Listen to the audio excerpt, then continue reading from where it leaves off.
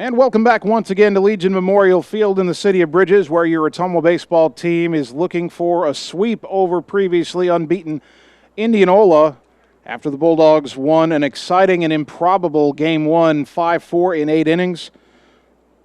The lead went back and forth. Ottumwa led 3-2 going to the top of the 7th. The Indians tied it on a hit batter, a triple, and a sac fly. Ottumwa got a 2-out triple in the bottom of the 7th from Jesus Jaime, and then on what should have been strike 3, the ball got away for a passed ball, allowing Adam Griner to reach and Jaime to score the tying run.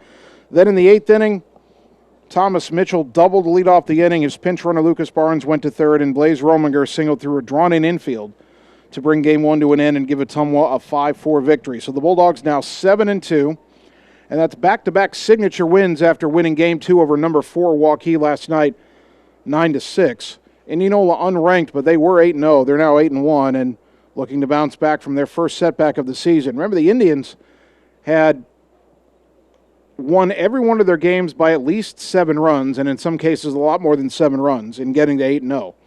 Ottumwa held this powerful lineup to 4 runs and then found a way somehow to get the victory. So the Bulldogs looking for the sweep, and they'll turn on the mound to the man who began the winning rally in the 8th inning, Thomas Mitchell, who doubled to lead off the frame.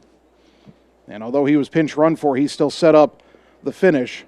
Now he'll start Game 2 on the mound and hopefully get Ottumwa to the end of what would be a very successful week. It already is a successful week. The Bulldogs swept Des Moines East on Tuesday.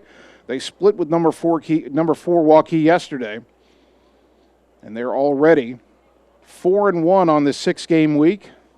4-2 would still be pretty good. 5-1 would be even better. And Ottumwa will attempt to make that happen here in just a little while. Let's take a 2-minute timeout, come back and get you the starting lineups on the Ottumwa Radio Sports Network. It's time to choose the credit union with a new perspective. At Meridian Credit Union, we don't just see member profiles. We see people. People with goals. People who want to save more. People that we can help. That's why we offer financial services convenient to you. Great loan rates, online banking with bill pay, mobile banking, and credit cards. Join the many satisfied Meridian members today. See how our perspective can help you. Meridian Credit Union, where it feels like home. Hi, this is Vince Tyson, General Manager with Citizens Mutual in Bloomfield, the area's premier broadband provider. Wapello County, we have heard your screams of frustration. You need reliable internet, and we are proud to expand high-speed fiber internet into Wapello County. Express your interest today by going to findmyfiber.mycmtech.com. Again, that's findmyfiber.mycmtech.com. We look forward to hearing from you and bringing you the very best internet service at Citizens Mutual, coming soon to Wapello County. Seasons change. Our priorities change. Your financial needs change. But there's one thing that remains consistent: our dedication to making your financial life easier together. So let's get to know each other, because together is better.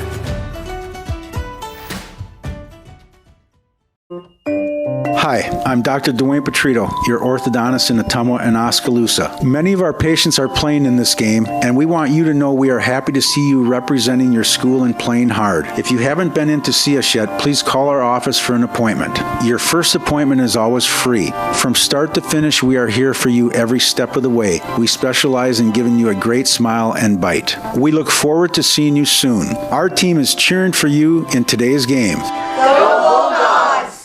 You're watching the Ottumwa Bulldogs on the Ottumwa Radio Sports Network.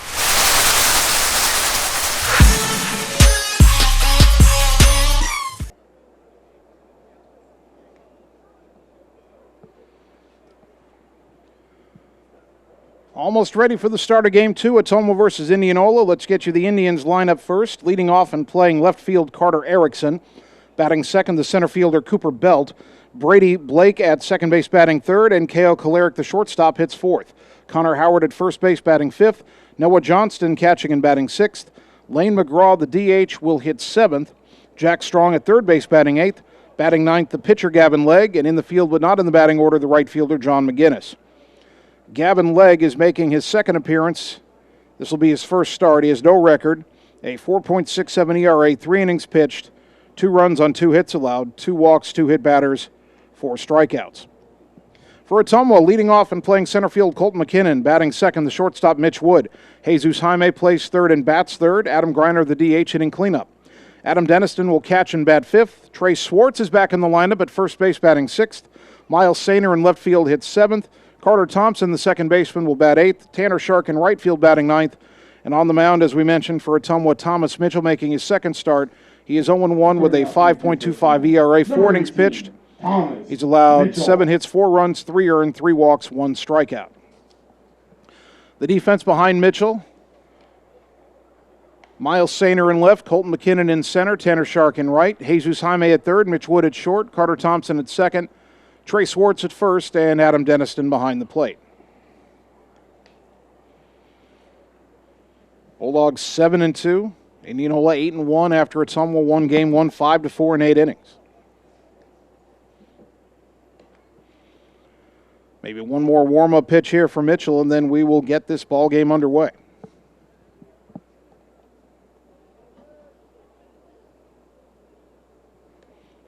No sunshine on the field right now, as some clouds have kind of come in from the west and obscured the sun as it's headed down in the sky. But still a very pleasant evening here in Ottumwa for baseball.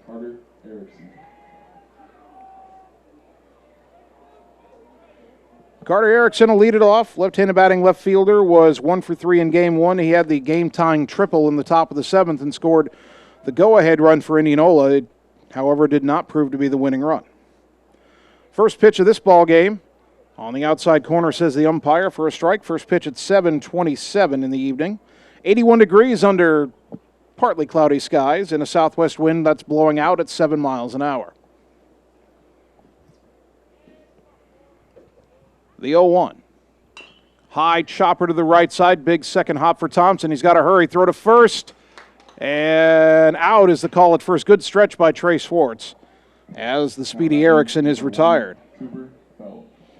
Cooper Belt, the batter. Belt had a 1-for-2 game in game 1. He had a single, a walk, scored a couple of runs, stole a base, also hit the sac fly that gave Indianola its short-lived lead in the top of the 7th. Righty to lefty. First pitch. Low and away, ball 1.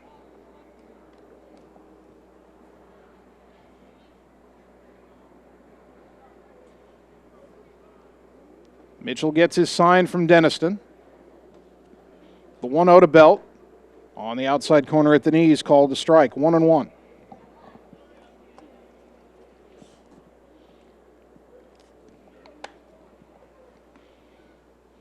One out, nobody on, top of the first in game 2. The pitch, line down the left field line. That will be a foul ball. And the count goes to 1-2.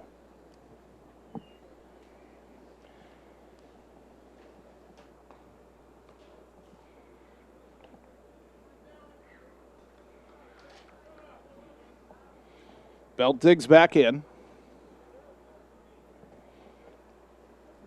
Sun trying to peek out from behind the clouds again. Here's the 1-2.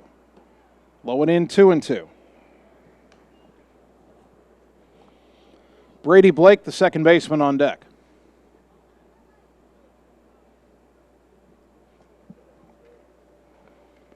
The 2-2 pitch. Breaking ball swung on, chopped foul back behind the plate.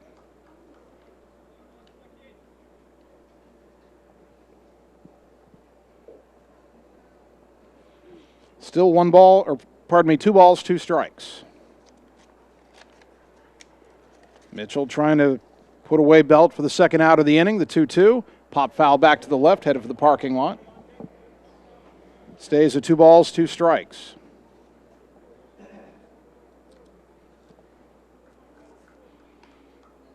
Some hazy sunshine all across most of the field now, brightening a little bit more.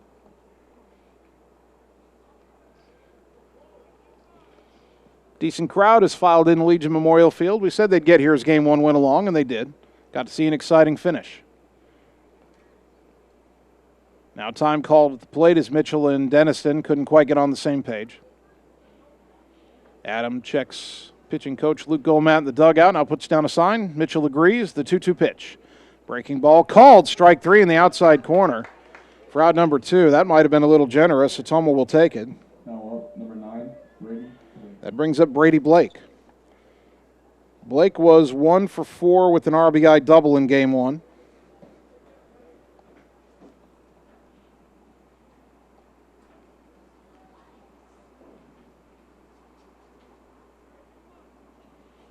First righty-righty matchup for Thomas Mitchell here in this game, and his first pitch to Blake is grounded sharply out to short. Couple of hops to Mitch Wood, fields cleanly, throws to first in time, and a good 1-2-3 inning to start the game for Thomas Mitchell. We head to the bottom of the first, Indianola nothing. Your Bulldogs are coming up on the Ottumwa Radio Sports Network. Wondering what to have for lunch or supper? Stop in and see Mike and his team at Mike's Pizza and Steakhouse. Whether you want amazing Greek food, pasta, salads, sandwiches, fish, chicken, steak, or the best pizza in town, they have what you want. They are always open for carryout, and their full menu is available at mikespizzasteakhouse.com. Thank you, Southern Iowa, for making Mike's Pizza and Steakhouse your favorite restaurant and your favorite pizza place. Proud to support the Ottumwa Bulldogs. You're watching the Ottumwa Bulldogs on the Ottumwa Radio Sports Network. I did not come to play, I came to dominate.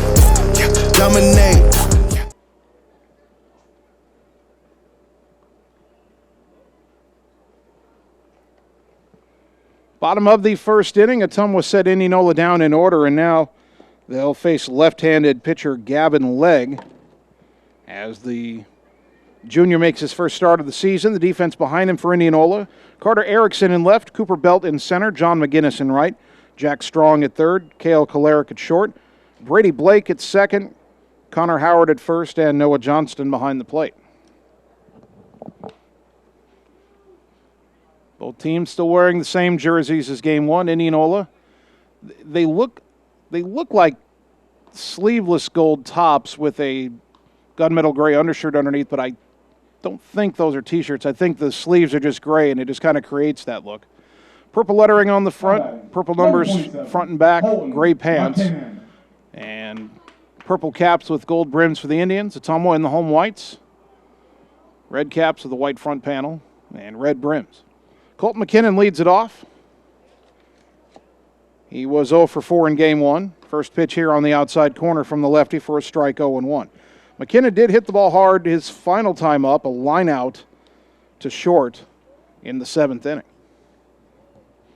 Trying to make solid contact again here, and that pitch a little bit up and away, 1-1.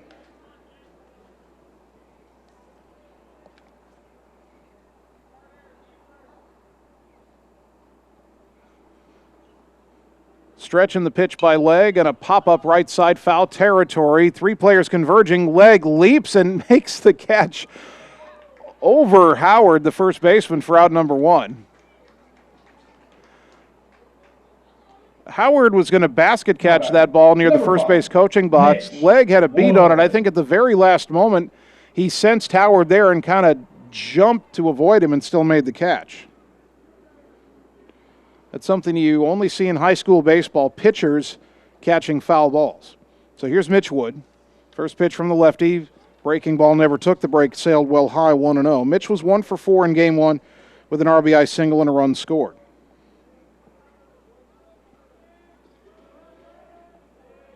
One 1-0 to the Bulldogs shortstop. And that pitch a little bit down and in, 2-0. Mitch trying to really get the bat going here. Again, 1 for 4 in game 1. He only had 1 hit in the doubleheader at Waukee yesterday. As the 2-0 is on the inside corner for a strike, 2-1. He had 2 hits in the doubleheader sweep over Des Moines East on Tuesday.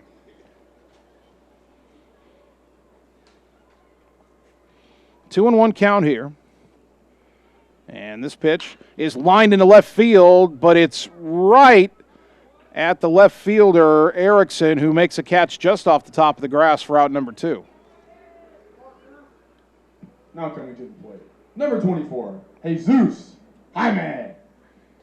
2 down for Jesus Jaime. He's been red hot this week. Had his personal 7 for 7 streak snapped by reaching on an error in game 1, but he still went 2 for 3 and had the two-out triple in the 7th inning that eventually led to the game-tying run. First pitch here. High fly ball to left center field. That's in the gap, and past the left fielder Erickson, going to roll to the fence.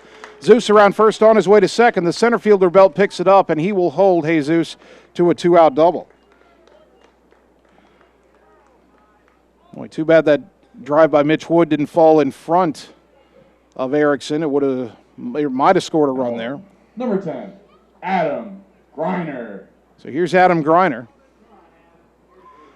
Saw Adam's dad after game one, looked at me, smiled, and said his son got pretty lucky. Well, Ottumwa would take the luck. Griner struck out on what should have been the end of the game, but the catcher dropped the third strike, and Griner got to first. Jesus Jaime scored the tying run in the bottom of the 7th. That pitch low and away to Adam, ball 1. 2 out. Jesus Jaime on second. That batting average continues to climb. It was at .462 coming into this doubleheader. Now the 1-0. Inside, 1-1. Or pardon me, 2-0.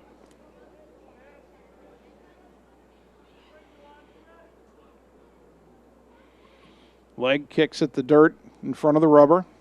He pitches from the stretch all the time, even with no one on base. The lefty's 2-0. Inside corner at the knees, 2-1. Head coach John Yeager coaching at third as always. Luke Gomat coaching at first.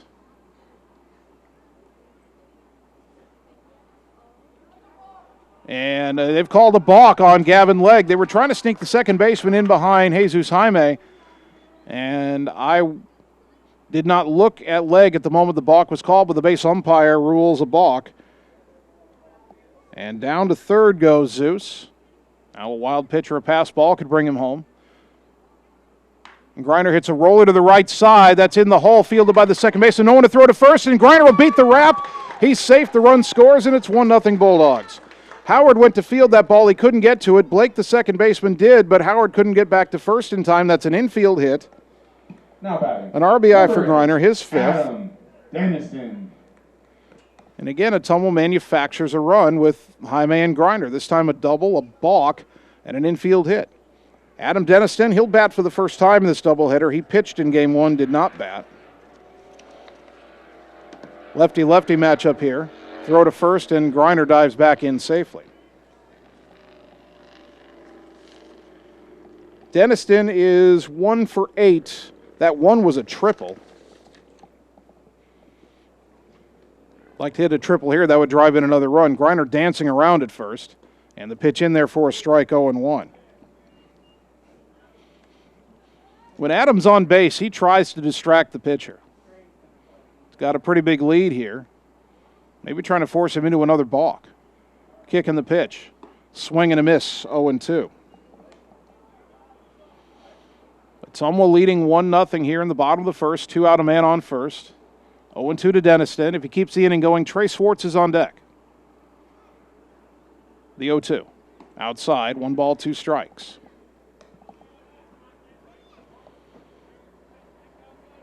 Indianola still playing their outfield shallow, even though Ottumwa's burned them a couple of times tonight. No more than a couple. Now the 1-2. Fouled straight back. If we didn't have a screen, I'd have had it. I was right there. Still 1-2.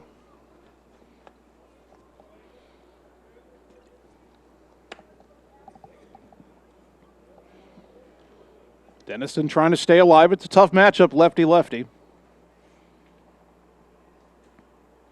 Griner edges out to a bigger lead. And the throw to first will chase him back, but he anticipated it, and he was already headed back to the base on first motion. Still 1-2. Griner at first had the RBI infield hit a moment ago that drove in Jesus Jaime, who doubled, went to third on a balk, and then came home on the Griner knock. The 1-2. On the outside corner called strike 3. And the inning is over, but Ottumwa gets a run on 2 hits. They leave 1 after an inning. Bulldogs 1, Indians nothing on the Ottumwa Radio Sports Network. We know now more than ever how important high-speed fiber internet is to our customers, ranging from at-home work, at-home schooling, and all of your online gaming and streaming requests. We have you covered, but don't wait. Our springtime queue is filling up fast, and I want to help you get your name on that list. Call me, Samantha, your local Lisco sales rep at 641-209-5400. That's 209-5400, or visit our website at www.lisco.com. You're watching the Ottumwa Bulldogs on the Ottumwa Radio Sports Network. Gotta go all the way.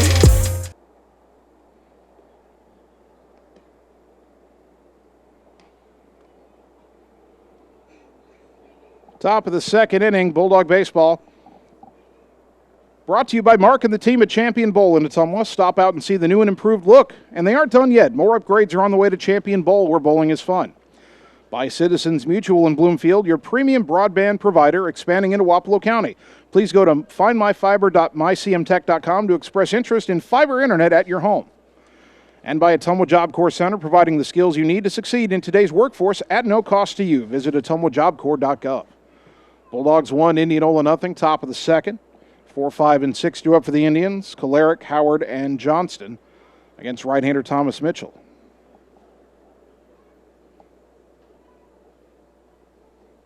Now batting, number 23, Cale Caloric.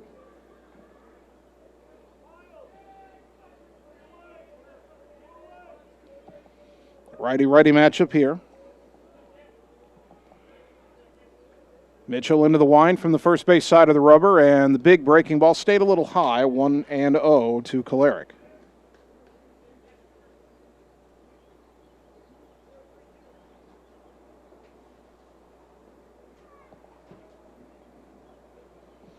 The 1-0 pitch, liner into shallow right, coming on and having to play it on a hop is Tanner Shark, and it's a leadoff single for Kolaric, first hit of the game for the Indians. Now up, number 25, Connor Howard.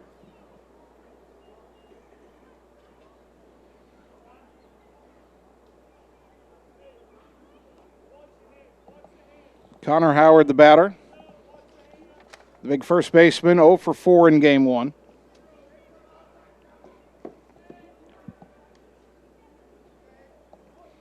Throw to first, and Kolaric back in safely.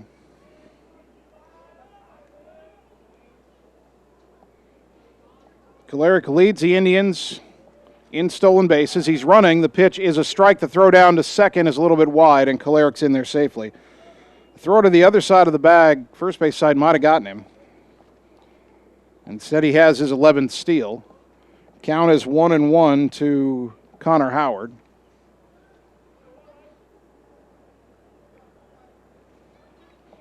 Ottumwa leading 1-0, but Indianola, the tying run in scoring position and nobody out.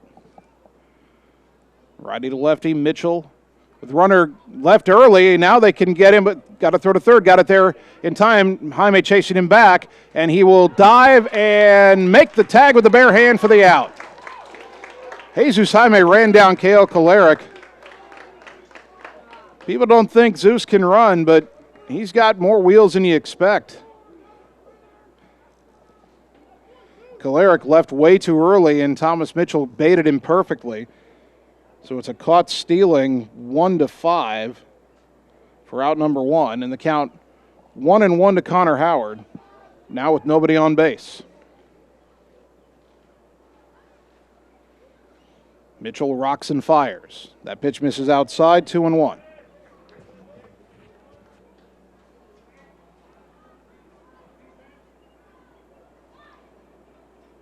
One nothing Ottumwa, top of the second. One out, nobody on. The 2-1 pitch on the way, and that's up and away, 3-1. Noah Johnston, the catcher, on deck for Indianola.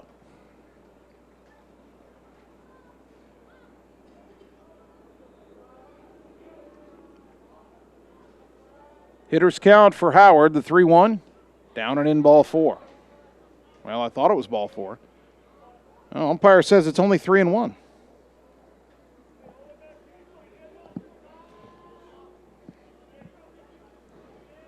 All right. right, now it's 3-1. See if Mitchell can get it in the zone here. No, way high, ball 4.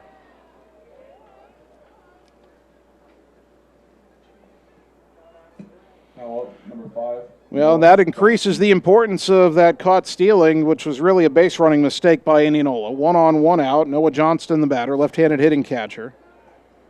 He was 1 for 4 with a double in the opener. Again, Ottumwa won game 1, 5-4 in 8 innings in case you missed it. Howard not as much of a threat to run over at first. And the pitch to Johnson, that misses outside, ball 1. And right now, Thomas Mitchell has lost the range a little bit.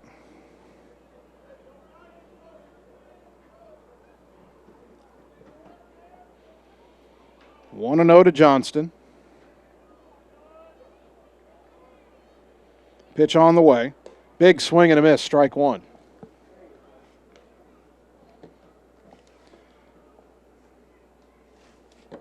Now, with Johnston as a junior, I wonder if it ever crossed his mind, and I'm just being kind of silly here, but his name's Noah Johnston. I wonder if it ever crossed his mind that if he moved to Johnston, he could be at Johnston playing for Johnston.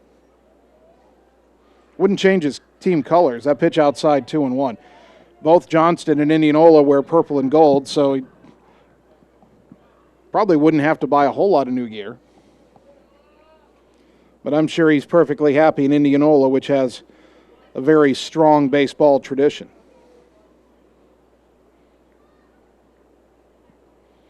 Two and 1 to the Indians catcher. 1 on, 1 out. Top second. Throw to first, and Howard dives back in safely as Trey Swartz had to knock that throw down.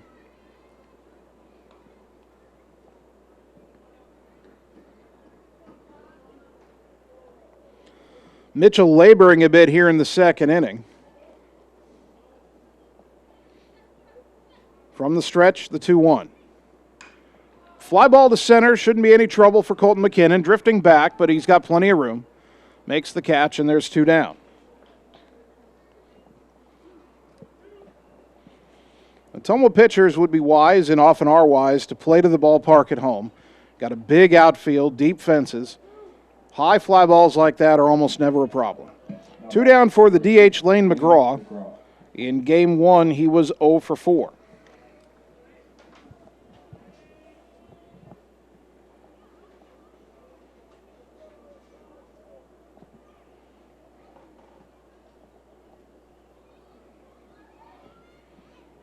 Mitchell comes set. Throw to first. Close play, but Howard dives back in safely under the tag.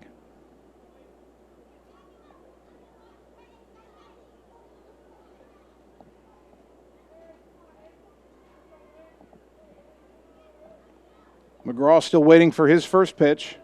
It's on the way. And it's in the dirt for ball 1.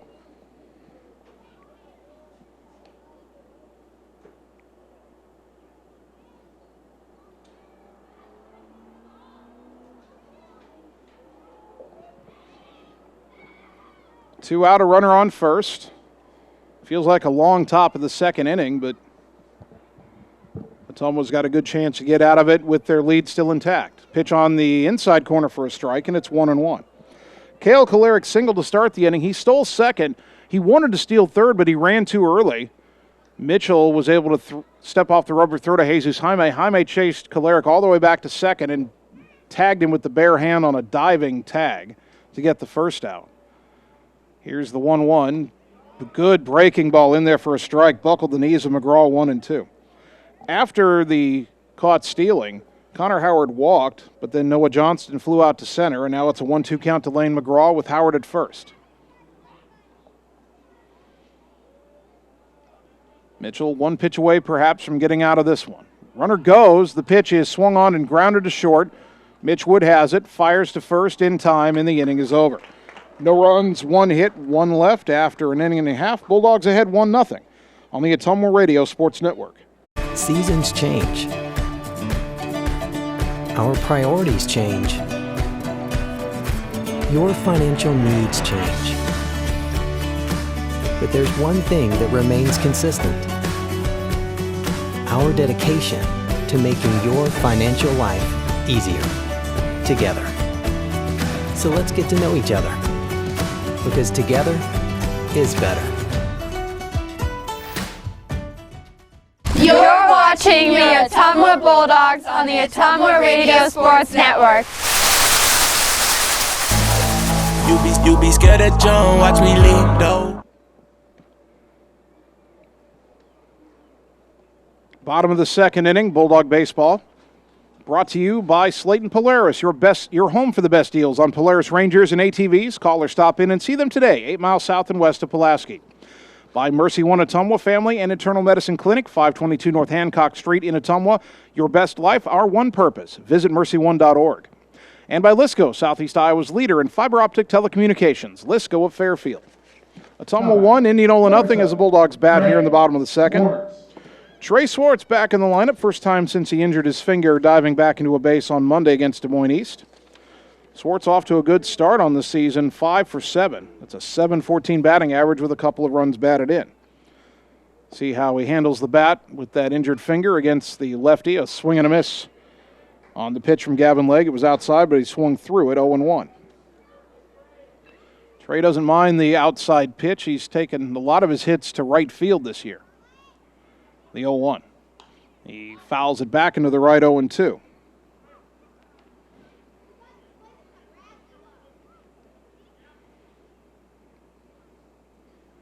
I believe the injured finger is on his right hand. As the 0-2 pitch is down and in, 1-2.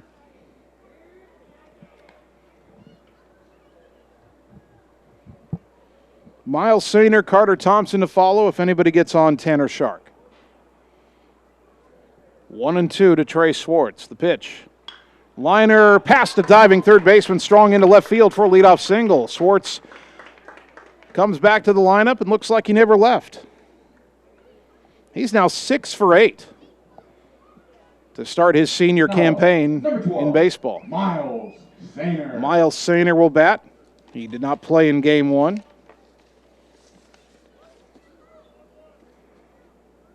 Sainer hitting .231 with a double and an RBI. Had that double in Game 1 against Waukee last night.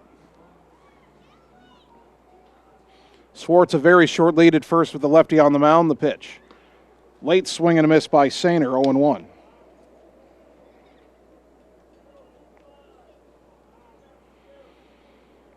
That single for Swartz, the third of the game already for Ottumwa.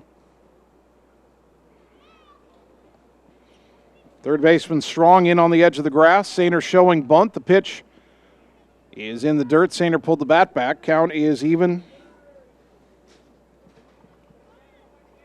at a ball and a strike.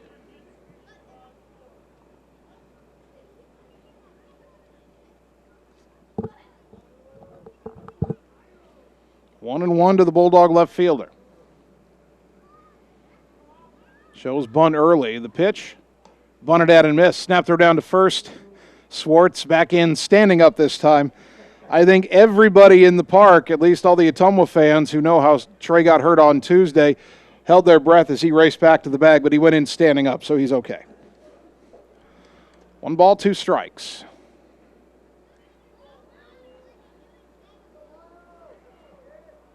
Leg, the kick, and the pitch. Sainer fouls it back over the screen just to the right of the press box. We stay at 1-2.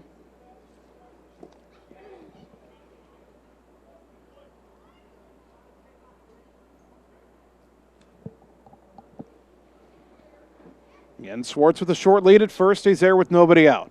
Another 1-2 to Sainer. Swing and a miss. He chased one a little bit outside, but the way pitches on the outside corner have been called tonight, you have to swing at those.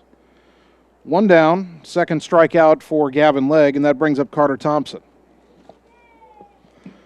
Thompson was 1 for 3 with a double in Game 1.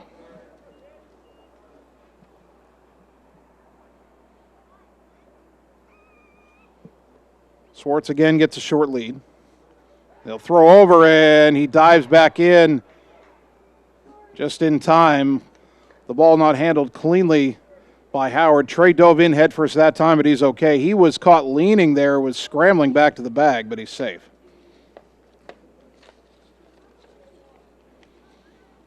Trey has stolen a base this year in his only attempt.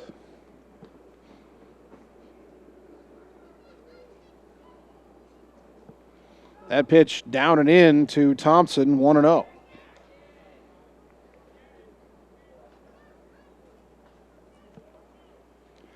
A 1-0 lead for Ottumwa here in the bottom of the second inning. Man at first and one down. The pitch inside to Thompson. Pulled his hands out of the way, 2-0. Hitters count for the sophomore second baseman. And he has done some hitting this week. Legg wants a new baseball. He'll get it.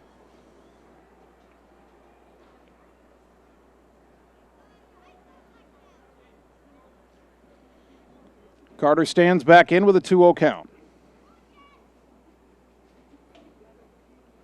The kick and the pitch, runner goes, and it's a fly ball to shallow center. It's really a pop-up. That's going to be a double play. Caught by the second baseman. Blake throws to first. Swartz had slid into second. No chance for him to get back, and the inning is over. The hit and run was on, but a tough break there. One hit, but nobody left after 2 innings. Ottumwa leading 1-0 on the Ottumwa Radio Sports Network. Are you looking for someone to capture the special moments in life, such as senior photos, weddings, family portraits, baby pictures, or even your furry friends? Look no further than Lee's Photography in Ottumwa to schedule your appointment. Brian, Connie, and the staff at Lee's Photography have the knowledge and experience to capture your special moments and make your vision come to life. Visit them on Facebook to see the range of their work. Lee's Photography on East 2nd Street, across from the Courier in Ottumwa, for all your all-around photography needs. You're watching the Ottumwa Bulldogs on the Ottumwa Radio Sports Network. I ain't choose the gang chose me.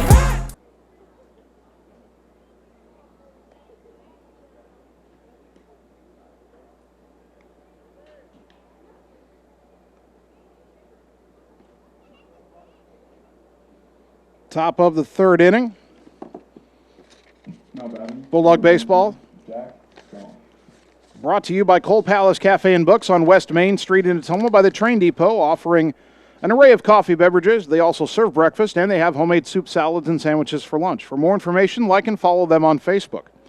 8-9 and 1 due up for Indianola here in the top of the third. Ottumwa leading 1-0. Thomas Mitchell will pitch to Jack Strong, and Strong grounds it left side in the hole for a base hit. Strong had been 0 for 2 in game one. Now he has his first hit of the night. Now batting, number 22, Gavin Lake.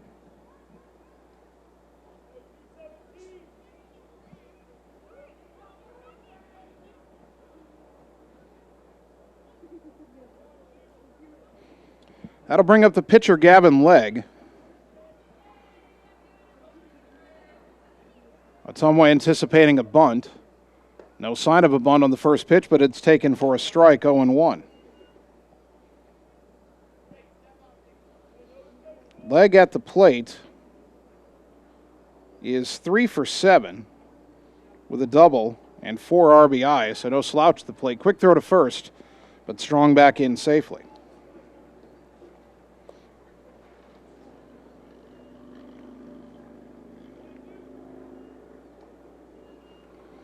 Righty to lefty, the 0-1. Little awkward swing and a foul off to the left. Jesus Jaime was hoping maybe he could make a diving catch, but it never had a chance to dive out of his reach. Count is 0-2.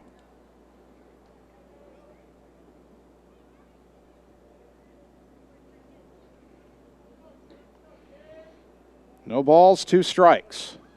1 on, nobody out. Top of the third. Ottumwa nursing a 1-0 lead. Indians trying to rally.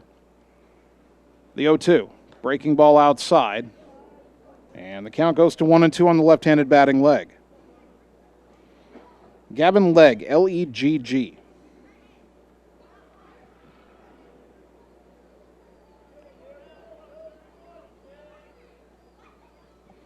One and two the count. Mitchell working deliberately. Short lead at first by Strong. And the pitch. Swing and a miss, strike 3, and there is out number 1 here in the third inning. Second strikeout for Mitchell. Top of the order, Carter Erickson, a ground ball to second his first time up. Carter Erickson.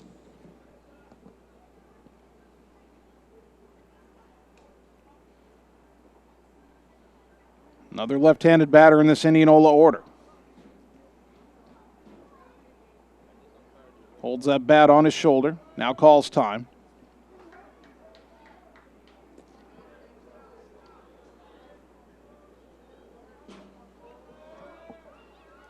Ottumwa a run on 3 hits. Indians no runs on 2 hits to this point. 1 on, 1 out. And the pitch. Breaking ball outside corner, strike 1. When Mitchell can execute that pitch, it's tough to hit because to a lefty it starts off outside and comes back over the corner. Now the 0-1. That tried the same pitch, but he missed outside, and we're even at a ball and a strike. Just past 8 o'clock on 1240 AM, 102.7 FM, KBIZ Ottumwa. And on the live video stream at ottumwaradio.com and on the Ottumwa Radio Group Facebook page. 1-1 to Erickson. Strong the runner at first, 1 down, and the pitch a little bit down and away, 2-1.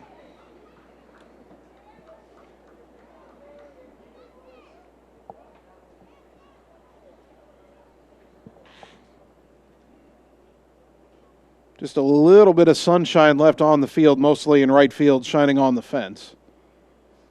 As the shadows lengthen tonight, the 2-1. Breaking ball, chopped to third, big second hop to Jaime. He looked at second, now throws to first. Good, strong arm, got him out number 2. That was the only play that Jaime had on that slow chopper. As down to second goes strong. And the inning is down to Cooper Belt, who was called out on strikes his first time up.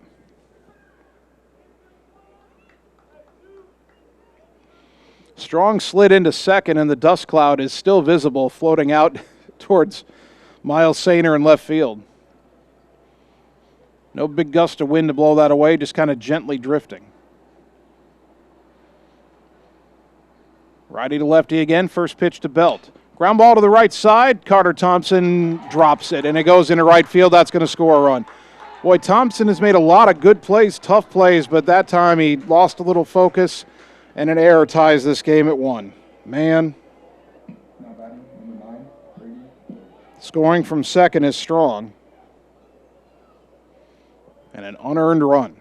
And that'll keep the inning going for Brady Blake, who grounded to short his first time up.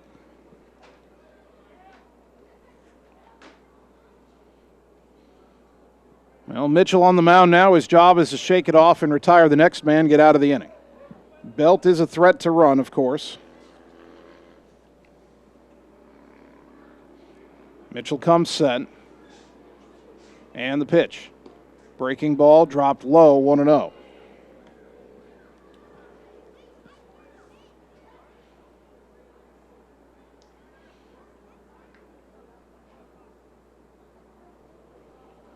The tough part about that previous play, I mean, other than giving up the run, you hate that, of course, as that pitch is on the inside corner for a called strike. But the tough part for any player is you get just that feeling in your chest and you're thinking, I should be out of this inning. I shouldn't even be here. This inning should be over, and you've got to shake that off. And I know that feeling very well. I've got it right now, and I'm just sitting up here. You know that Mitchell on the mound is trying to put that thought out of his mind and just make a good pitch here to Brady Blake. Pitch on the way, and a ground ball sharply fair down the third baseline past the diving Jaime. It'll be picked up by Sainer, and they will hold Belt at second, so it's a single for Blake. Ball not softly hit, but it wasn't a screamer down the line. So it's first and second with 2 out, and the batter, Cale Kolaric, who singled his first time up. Well, Mitchell got a ground ball, but it wasn't to one of his infielders, and he's got to make a few more good pitches here. You don't want the one unearned run to become multiple unearned runs. And you also want to pick up your young teammate, Carter Thompson. You know he feels awful right now. First pitch. Breaking ball, strike at the knees, 0-1.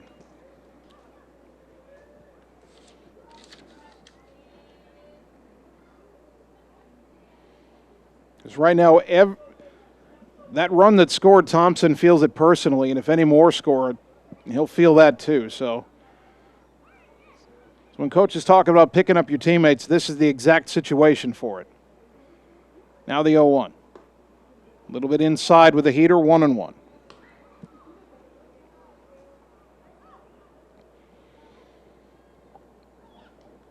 Jack Strong singled to start the inning. Gavin Legg struck out. Carter Erickson grounded to third. That moved Strong to second. Then the ground ball to second that became the error that scored the tying run. That was followed with a base hit by Brady Blake. Pardon me. Now Cale Kolarek with a 1-1 count. The pitch. On the inside corner with an off-speed pitch, strike 2.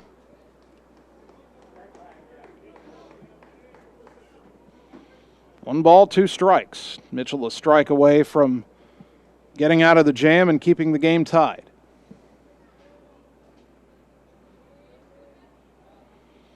The right-hander comes set. And the 1-2 pitch, runners go, and the pitch was inside and it hit him. And they're loaded for Connor Howard. Try to get that breaking ball over the inside corner one more time, but it never really took the break and hit Kolarek in the shoulder. Connor Howard walked his first time up. Do not want to do that here with the bases loaded and 2 out.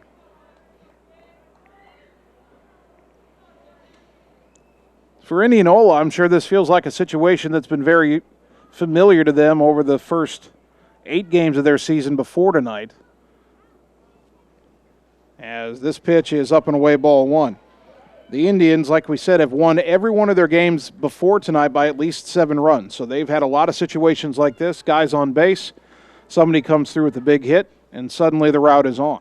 Right now we're tied at 1 top 3. Mitchell trying to prevent that here. The pitch, ground ball sharply to Thompson, and he can't field that one. 1 run is in. Up with it is Shark. He'll fire to the plate. Second runner coming home. The throw not in time, and it is 3-1. And I feel for Carter Thompson right now. That ball was hit hard, but it was right at him, and he got leather on it but couldn't catch it. And another error. 2 more runs come home. Every run unearned in this inning, but that is cold comfort to Thomas Mitchell. Kolarek to third on the play. And the batter, Noah Johnston, 0 for 1 with the fly ball to center. So Ottumwa down 3-1. Long way to go. It's the top of the third. Remember, Ottumwa was down 2 going to the bottom of the third in game 1, scored 3 runs, got the lead, ended up winning in extra innings. Mitchell steps off and bluffs a throw to first, and they're going to call that a balk, and that'll score another run. Mitchell said, I stepped off. And Coach Yeagers, the umpire saying he faked a throw with his foot on the rubber. Mitchell saying, I stepped off the rubber.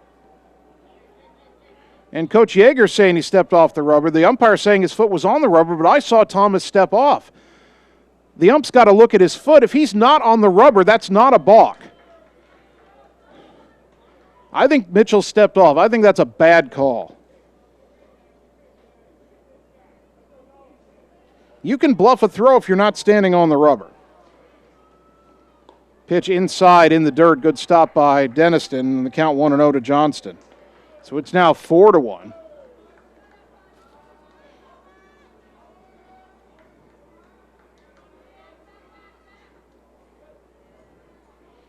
Each pitcher's had a balk called on him now. I didn't see what the Indianola pitcher did. As that ball's lifted in the air down the left field line, twisting foul. Long run for Sainer, just out of his reach behind the Indianola bullpen for strike 1.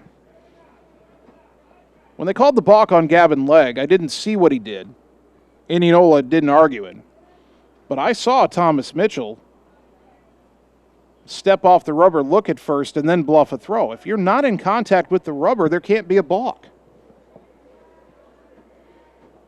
But our base umpire, who may be a little balk happy, apparently wasn't watching the first part of that. If you're going to call a balk, you got to know what's going on. That pitch up high, and it's 2-1 to Johnston. Boy, right now, Mitchell just needs to make one good pitch, get out of this inning. There's still a runner at second with 2 out. 4 runs are home. They're all unearned. They've all scored with 2 outs. And none of them has scored on a hit. 3 of the runs scored on a couple of errors, and then the 4th one on a balk. The 2-1. Outside corner, strike 2.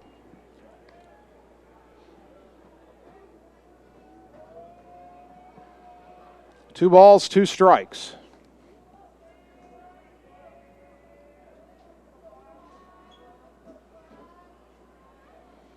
Mitchell comes set.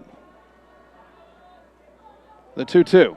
Swing and a missed strike three and a breaking ball, and the side is finally retired. The Indians get 4 unearned runs, 2 hits in the inning, and 1 man left on base to go to the bottom of the third. Dogs in a 4-1 hole on the Ottumwa Radio Sports Network. It's time to choose the credit union with a new perspective. At Meridian Credit Union, we don't just see member profiles. We see people. People with goals. People who want to save more. People that we can help. That's why we offer financial services convenient to you. Great loan rates, online banking with bill pay, mobile banking, and credit cards. Join the many satisfied Meridian members today. See how our perspective can help you. Meridian Credit Union, where it feels like home. You're watching the Ottumwa Bulldogs on the Ottumwa Radio Sports Network.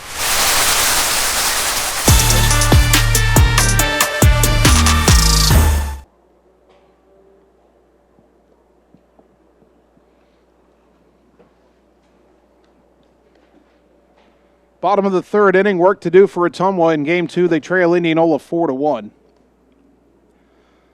I know I've had my issues with our umpiring tonight, but that's nothing compared to what happened to the Van Buren softball team. They were supposed to take on Central Lee tonight. A tweet from Central Lee softball, and I'm just going to read it here. Varsity game against Van Buren tonight has been postponed due to no umpires showing up. Will be made up at a later date. So it sounds like they had umpires contracted to do the game, and then the umps didn't show. Hopefully that never happens here. Now batting, number 2, Tanner Sharp. All right, bottom of the third, Tanner Shark, then the top of the order, Colton McKinnon, Mitch Wood. Shark in Game 1 was 1 for 3 with a double and a run scored.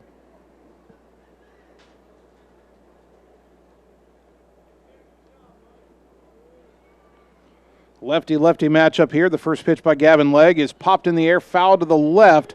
Long run for the third baseman, Strong, and he cannot backhand it in the Indianola bullpen. Had to dodge a couple of teammates there. They've got somebody warming up. Count is 0-1 to Shark.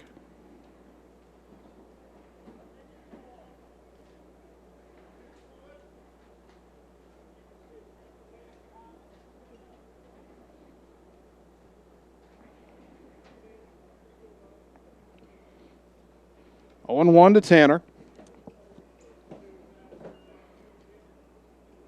Sophomore digs back in, and the pitch from Legg. Outside, 1-1.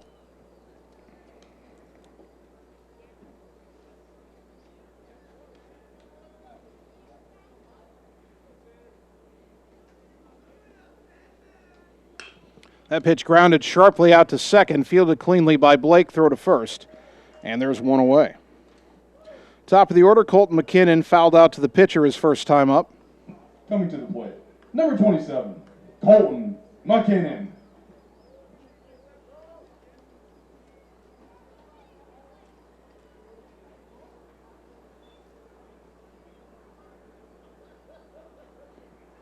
First pitch to Colton, a liner into right, shallow, coming on, diving, and making a diving catch is the right fielder, John McGinnis. That's a do-or-die play. If he misses that ball, McKinnon's probably on third base. Instead, it's a great diving catch. And there's 2 away for Mitch Wood, who lined out to left his first time up. Wood.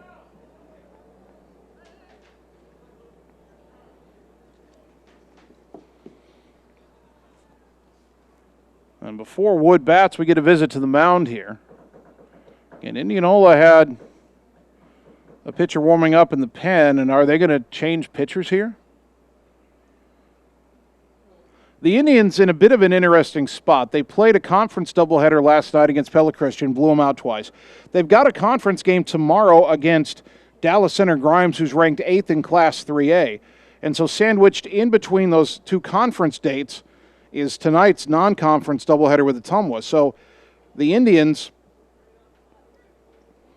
and they're not going to make a pitching change here, but the Indians probably thought long and hard about which pitchers they wanted to have available for tonight, because I would imagine that conference game tomorrow is more important to them. So they have somebody warming in the pen, not going to make a change right now. Mitch Wood, again, 0 for 1. 2 out, nobody on, bottom third.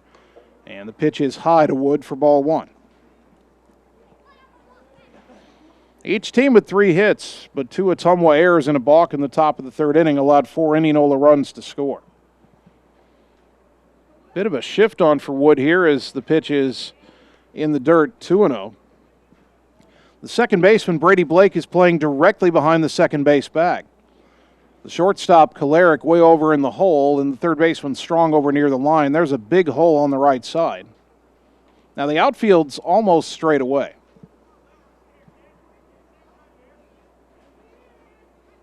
Two balls, no strikes. Kick and the pitch. Inside again, 3-0. Johnson, the catcher, having some trouble hanging on to these last 2 pitches. Well, Mitch will take a walk here, as hot as Jesus Jaime has been. He'd love to get on base in front of Zeus here. The 3-0, taking all the way. It's on the inside corner, first strike, 3-1.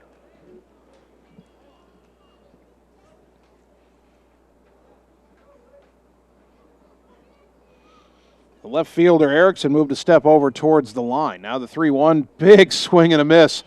3-2, and Mitch Wood was swinging for the scoreboard there. 3 balls, 2 strikes. Wood trying to get on base with 2 outs and give Jesus Jaime a chance here in the bottom of the third. The payoff. Pop foul back to the right, out of play, 3-2.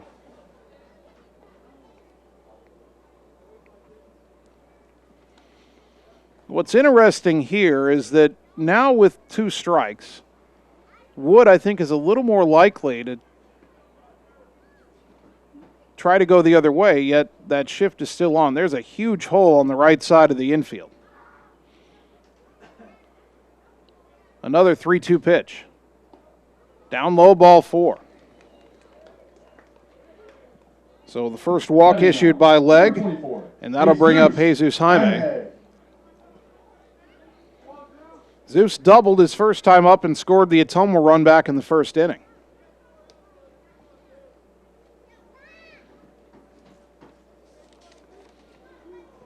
And before Jesus bats, Indianola back out of the dugout, and I think they might go to a right-hander here.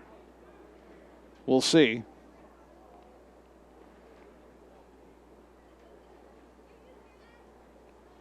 Again, they had somebody warming up in the pen, and that's going to do it for Gavin Legg. It's a pitching change for the Indians here with 2 out in the bottom of the third. We'll take 30 seconds, come back, and tell you about the new pitcher after this on the Ottumwa Radio Sports Network. Schroeder Graphics and Signs, LLC, across the road from RJ Performance, is your go-to headquarters for all things custom designed, including vehicle wraps, printing, signs, billboards, and state-of-the-art commercial lighted signs. They also do window designs, semis, and VIN DOTs, wall designs, any size of coolers, customized bag boards, custom trailers, tumblers, race cars, go-karts, off-road vehicles, and more. Realtors, contact them for your custom yard signs, too. Visit sgsignsllc.com and like them on Facebook. Schroeder Graphics, be a brand above. You're watching the Ottumwa Bulldogs on the Ottumwa Radio Sports Network.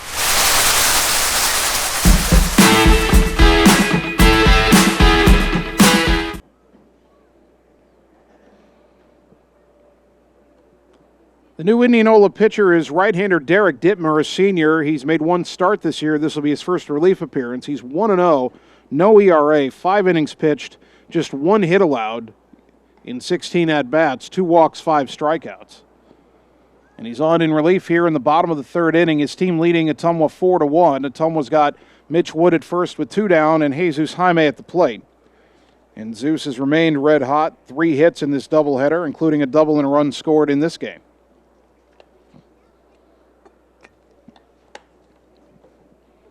Bulldogs trying to get at least something back after the Indians got 4 unearned runs in the top of this third inning. Zeus is red hot this week, and you hope that continues, because if he stays this hot, it doesn't matter who's pitching. Indians planning to pull in the outfield as a big breaking ball comes up and in, ball 1. The left fielder, Erickson, a bit over towards the line. The center fielder, Belt, well over towards left center. The right fielder, John McGinnis, is in the right center gap. Throw to first, and Wood dives back in safely. McGinnis is to the center field side of the 370 sign on the wall in the alley. There's a ton of room and straightaway right over to the line. Zeus hits it there. He'll get at least a triple. Pitch up and in. Pushed him off the plate, 2-0.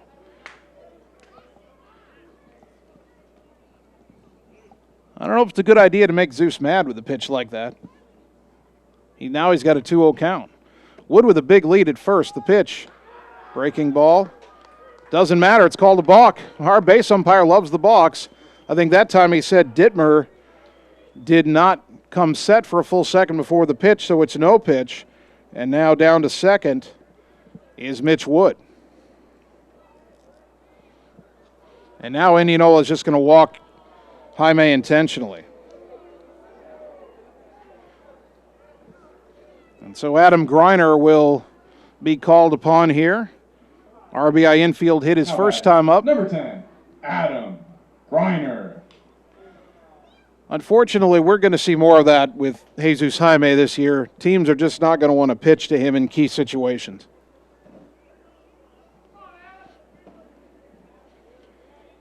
Adam Griner's got to make teams pay for this strategy. Wood at second, Zeus at first, 2 down, bottom third. Breaking ball drops in for a strike, 0-1. Well, the way Ditmer's thrown so far, I might sit off speed if I was Griner. The 0-1. Ground ball sharply, left side. Kolarek bobbles it. Wood around third. He'll put on the brakes. And the bases are loaded. Now it's Indianola committing a 2-out error. Unfortunately for Wood and Ottumwa, the ball didn't bounce far enough away from Kolarek for Wood to come home. And now the batter, Adam Deniston, who struck out looking his first time up. No hits in the inning for Ottumwa. Wood walked with 2 out, went to second on a balk. Jaime intentionally walked, and now Griner reaches on an error. The ball's been harder to catch in this third inning for both teams. Pitch is down low, ball 1. A dog at every base. Mitch Wood at third, Jesus Jaime at second, Adam Griner at first. Adam Deniston looking for a big hit with his team down 3 in the third inning. The 1-0. Breaking ball strike on the outside corner, 1-1.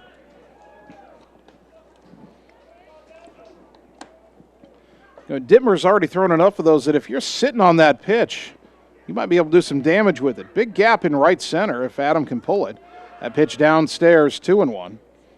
Johnston bluffed to throw to third, but Wood hustled back to the bag, standing up, no throw.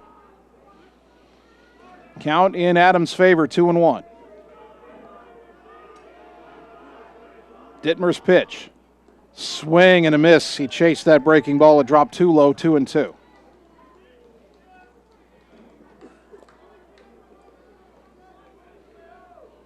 Two balls, 2 strikes. That pitch just missed off the plate, 3-2, and we've gone as far as we can go. 3-2, 2 out, bases loaded. Ball 4 means a run, strike 3 ends the inning. A base hit could score at least a couple. Runners will move. The 3-2, swing and a miss, strike 3. And the inning is over. No runs, no hits, 1 error, 3 left. We go to the 4th, Ottumwa down 4-1 on the Ottumwa Radio Sports Network. Hi, I'm Dr. Dwayne Petrito, your orthodontist in Ottumwa and Oskaloosa. Many of our patients are playing in this game, and we want you to know we are happy to see you representing your school and playing hard. If you haven't been in to see us yet, please call our office for an appointment. Your first appointment is always free. From start to finish, we are here for you every step of the way. We specialize in giving you a great smile and bite. We look forward to seeing you soon. Our team is cheering for you in today's game. You're watching the Ottumwa Bulldogs on the Ottumwa Radio Sports Network. I did not come to play, I came to dominate.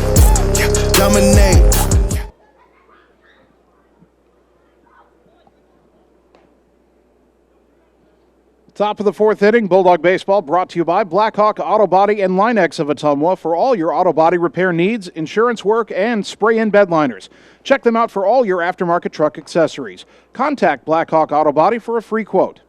And by Lee's Photography in Ottumwa, capturing all the special moments in your life, such as weddings, sports, senior photos, family portraits, and more. Lee's Photography on East 2nd Street across from the Courier in Ottumwa, capturing memories to last a lifetime. Top of the fourth. Ottumwa wants the sweep tonight, but right now they trail Indianola 4-1 here in Game 2. Indians have the bottom third of their order due up. Lane McGraw, Jack Strong, Gavin Legg. Or actually, right now it's Derek Ditmer, who's in the number 9 spot after coming on in relief of Legg in the bottom of the third inning. First pitch to McGraw. Breaking ball rolled slowly to the right side. Charged by Thompson. Picks it up, throws on the run, got him, 1 down. That'll bring up Jack Strong, who singled to start that 4-run third inning. All the runs being unearned thanks to a couple of Ottumwa errors and a balk.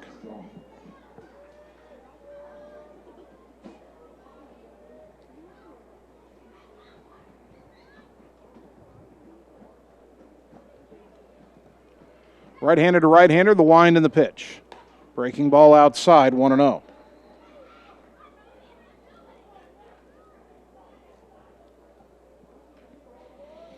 The line on the Indianola starter, Gavin Legg, 2 2/3 innings pitched, 1 run, 3 hits, 1 walk, 2 strikeouts, 40 pitches. He will not get a decision. That pitch, a strike at the letters, 1-1. As the starter, Legg needed to throw 4 innings to qualify for the win. He only threw 2 2/3.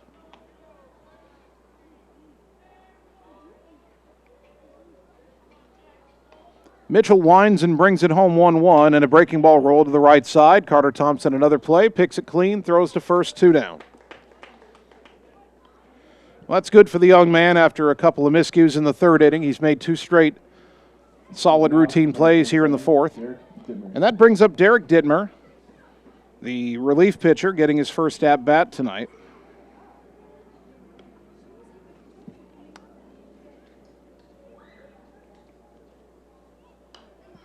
And he swings and fouls it back 0-1. Ditmer hitting .273.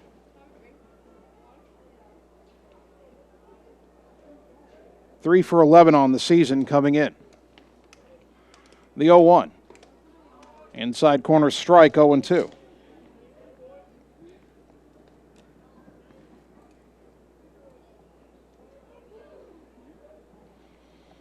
Two out, nobody on.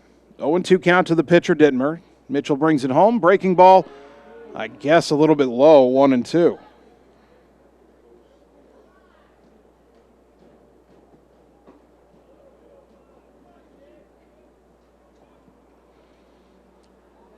Now the 1-2.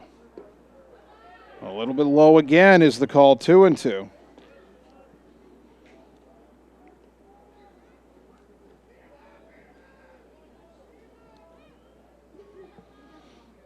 Mitchell looking for a pitch to put away Ditmer here.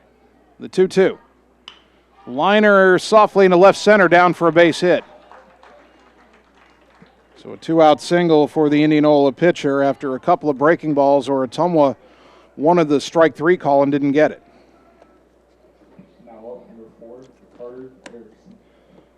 We'll get a courtesy runner here for Ditmer, the pitcher. And that will be Noah Elcock, who has done a lot of courtesy running already tonight. Top of the order, Carter Erickson 0 for 2 with a couple of groundouts.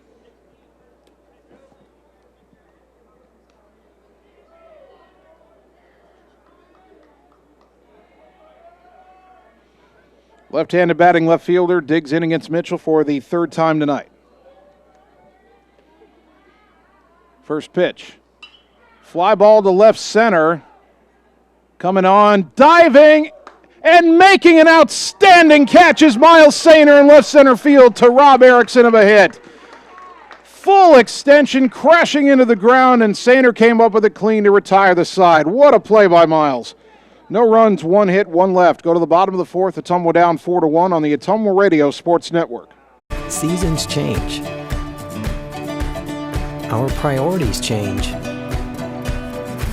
Your financial needs change.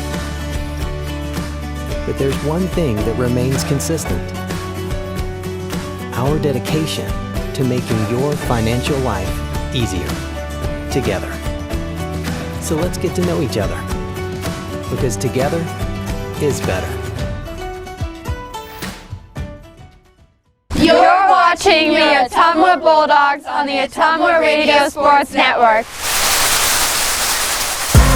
I ain't choose the gang chose me.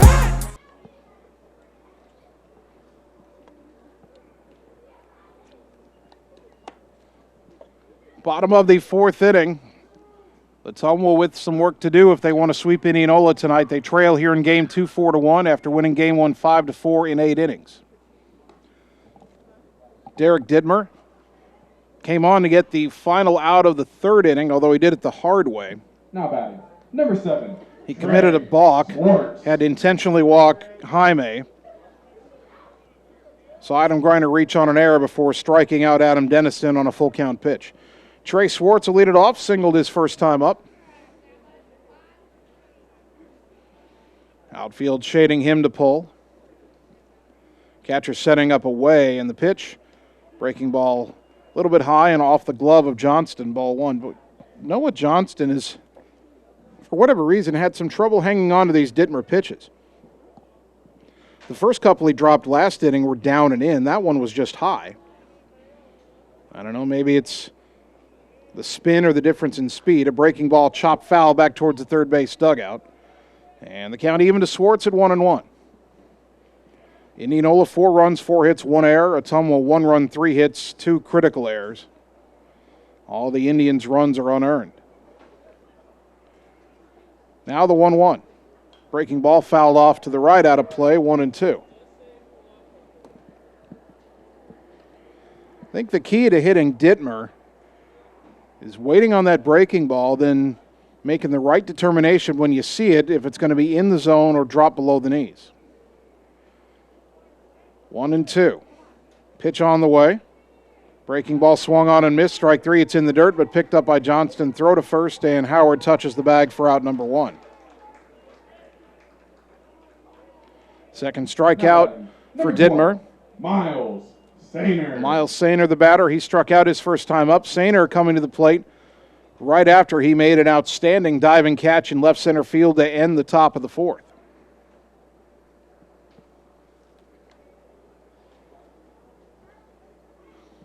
First pitch to Sainer here on the inside corner for a called strike.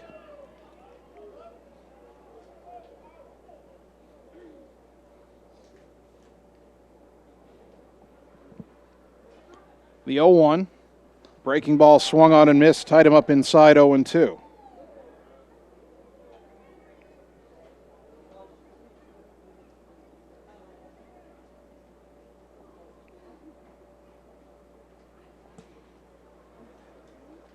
Ditmer's 0-2 to Sainer. A little looper into left center field, but playing shallow and coming over to make the catch is Cooper Belt for out number 2. That'll bring up Carter Thompson, who popped up his first time up. Carter Thompson.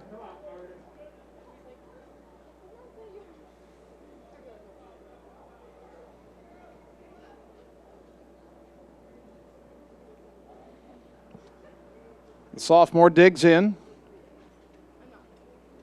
Big gap in right center.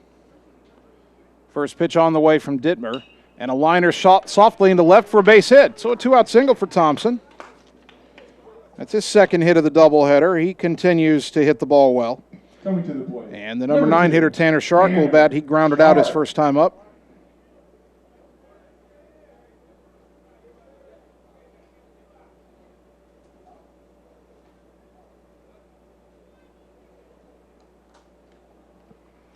Shark stands in.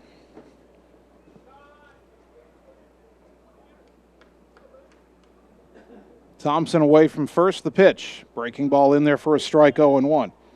Thompson's got pretty good speed. I don't think Ottumwa would run here, simply because you've got the number 9 hitter at the plate, and as long as he completes his at-bat, even if he makes an out, you start next inning with the top of the order. The 0-1 is a check swing pop-up left side, coming in and making the catch. The third baseman Strong to retire the side. Gust of wind took his hat off. Made it look more dramatic than it was. No runs, 1 hit, 1 left. After 4, Bulldogs down 4-1 on the Ottumwa Radio Sports Network. Coal Palace Cafe and Books invites you to stop in and try their real, not fast, fresh, never frozen, made in-house menu, which is sure to satisfy. Start your day with their fresh brewed coffee or one of their specialty drinks and a delicious breakfast. Stop in for a cup of one of their homemade soups, a sandwich, or salad for lunch. Don't forget dessert. At Coal Palace Cafe and Books, your purchases help our neighbors with disabilities learn valuable job skills. Check out their gently used books while you wait. That's Coal Palace Cafe and Books at 226 West Main Street, Ottumwa. You're watching the Ottumwa Bulldogs on the Ottumwa Radio Sports Network.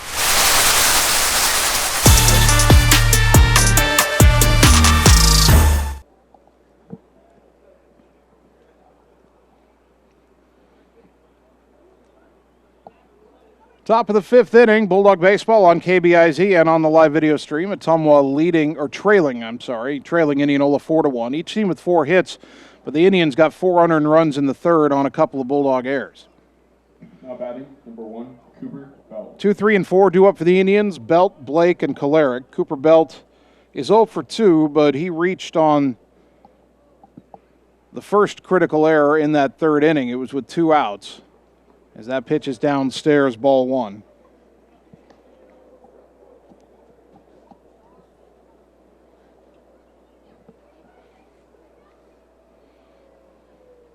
The next offering from Mitchell, looped into shallow left, coming on Sainer. He'll make this catch and stay on his feet for out number 1, but another nice catch by Miles Sainer.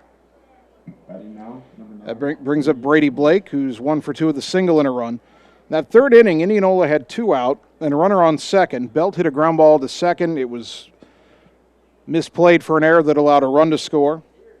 A single and a hit batter loaded the bases, and then a second error allowed 2 more runs to score. Then the 4th run scored on a balk. Breaking ball up and in to Blake here, 1-0. 1 out, nobody on, top 5.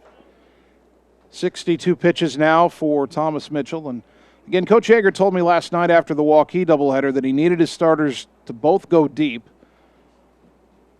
And so far he's gotten his wish. Breaking ball in there for a strike, 1-1. Game 1 starter Adam Deniston threw 6 in the 3rd innings. Was in line for the win when he left, ended up with a no decision as Ottumwa ended up winning in extra innings. And now Thomas Mitchell pitching with 1 out, nobody on in the 5th inning. Here's the 1-1. Breaking ball inside, nearly got a piece of him. Blake got out of the way, 2-1. Lights taking effect now here at Legion Memorial Field. Still a lot of light in the sky.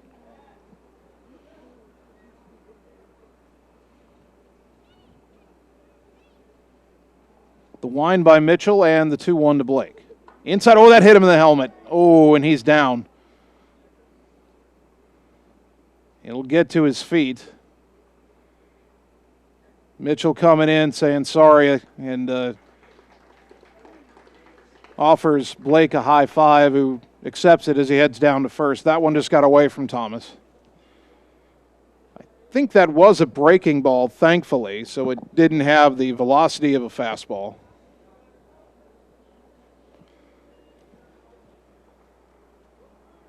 Home plate umpire was checking on Brady Blake as he got up, and then the base umpire checked on him as he got to first. They want to make sure there's no symptoms of any kind of concussion there. For now, it looks like he's okay. 1 on, 1 out. Cale Koleric, the batter. 1 for 2, single in the 2nd, hit by a pitch, and scored a run in the 3rd.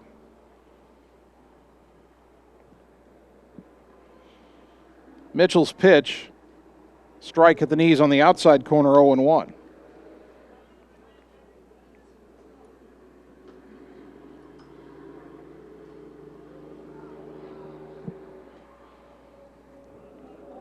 Blake getting a short lead at first. Mitchell comes set. Now the 0-1. Fouled back. Count is 0-2.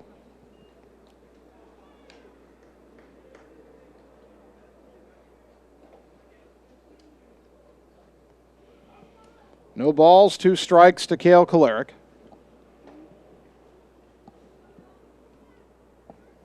Connor Howard, the first baseman, on deck for Indianola. Bulldog infield hoping to turn 2 here on a ground ball. The 0-2. Up and away, 1-2.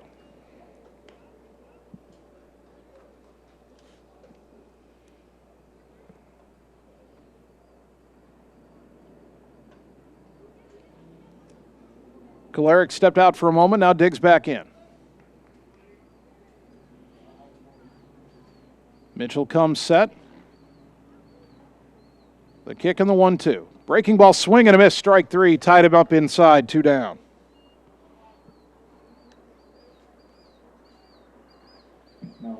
Third strikeout for Thomas Mitchell. And here's Connor Howard, who has walked and reached on an error. 0 for 1.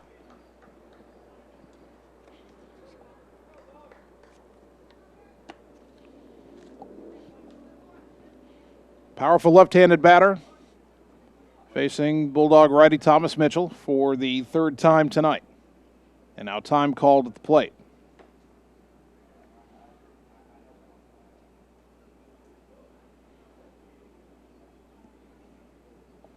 Mitchell in the stretch with a man at first and 2 down, and the pitch is swung on and fouled off to the right 0-1.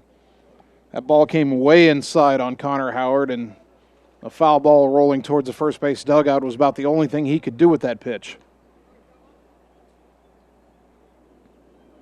He'll stand back in, waves that black bat over his shoulder.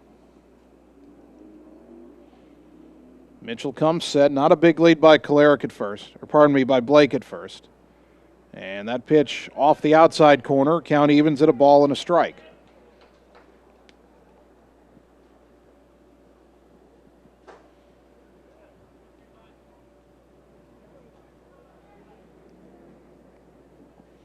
Slightly open stance for Connor Howard. Now the 1-1. Breaking ball on the outside corner, strike 2. Ottumwa down 4-1 here in the top of the 5th. Looking ahead to the bottom half, top of the order due up for the Dogs, McKinnon, Wood, and Jaime.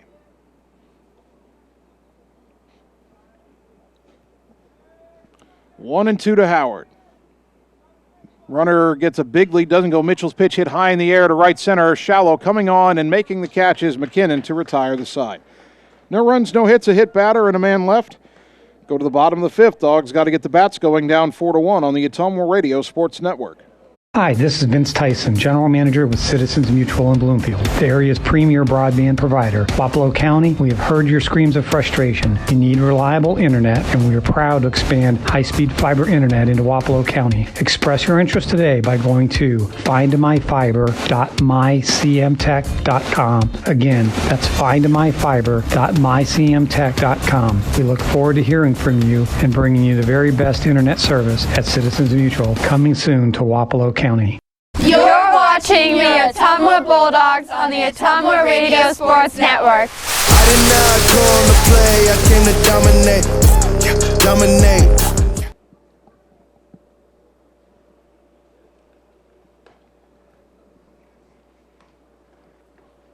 Bottom of the 5th inning. Indianola 4, Ottumwa 1. Indians trying to split this doubleheader. Ottumwa hoping to rally and earn the sweep. Top of the order due up for the Dogs, McKinnon, Wood, and Jaime. Good to have you with us as we approach the end of our 3 straight days of Bulldog baseball here on KBIZ and on the live video stream.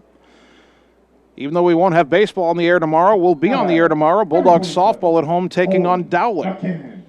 Friday night softball doubleheader starts at 5 tomorrow on KBIZ and on the live video stream. And then Saturday, Ottumwa softball in the Oskaloosa tournament at the Lacey Sports Complex. We'll face Albia at 12:45 Saturday and then Oskaloosa at 2:30.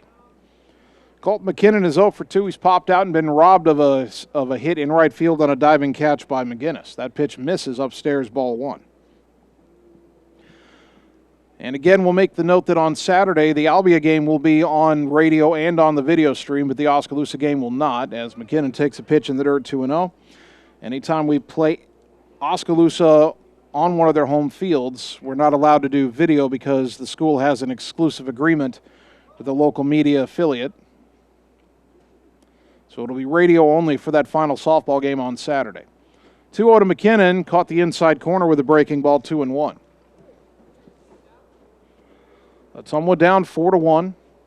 McKinnon trying to get on in front of the big bats of Mitch Wood and Jesus Jaime. The 2-1. Pop foul back and out of play, 2-2.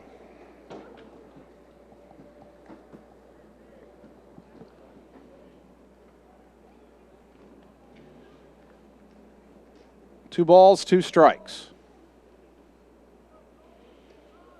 Ditmer's pitch. Breaking balls rolled slowly to short. Kolarek charging, Fields on the run. Throw to first. Not in time, and it hopped up out of the dirt and hit Connor Howard somewhere, and that stung. That's an infield hit for McKinnon.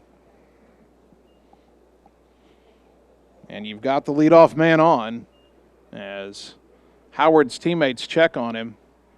I think it got him on the chest as he went down to a knee and tried to field that short hop throw. So here is Mitch Wood. He's lined to left and he's walked. Now batting, number 5, Mitch Wood. Bulldogs now out hitting the Indians 5-4, but trailing on the scoreboard 4-1.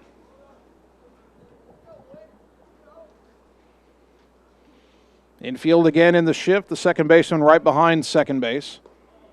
Breaking ball misses low and away to Wood, 1-0.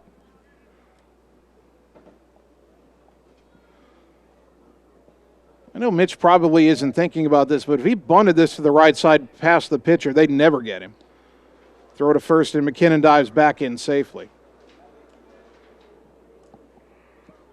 The positioning of Blake at second base would also make a double play grounder an awkward turn for him. He wouldn't be coming at the bag from his normal angle. Hopefully we don't have that. The 1-0, chopped foul at the plate, 1-1.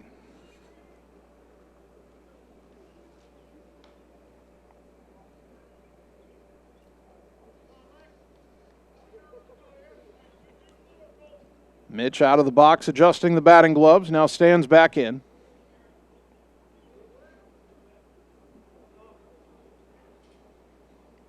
Bulldogs down 4-1, but they have the leadoff man on here in the bottom of the fifth. Another throw to first, and it gets away.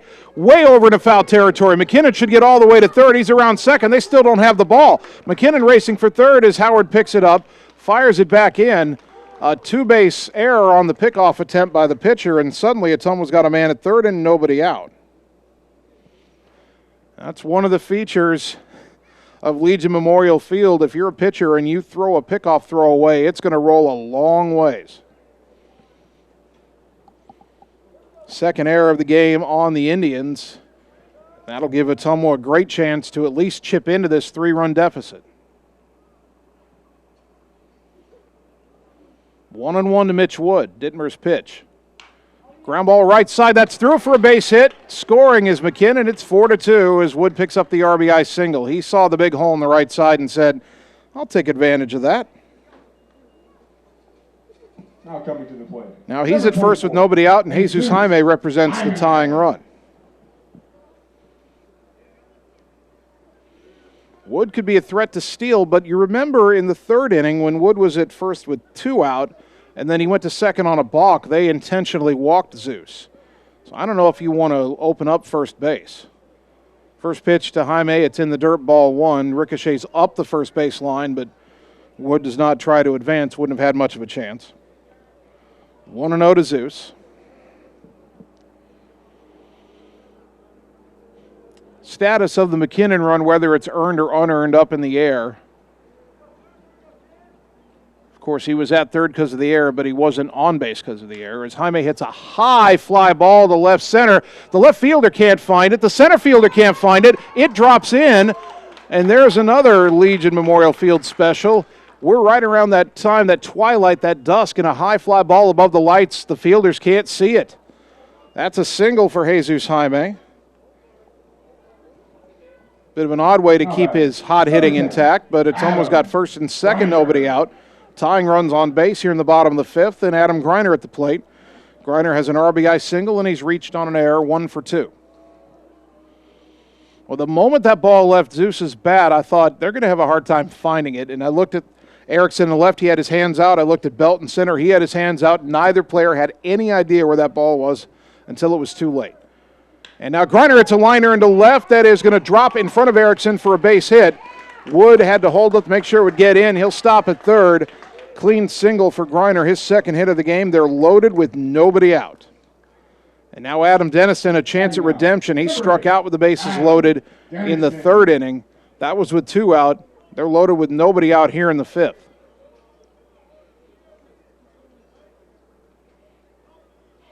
Ottumwa still down 4-2, a run home in this inning.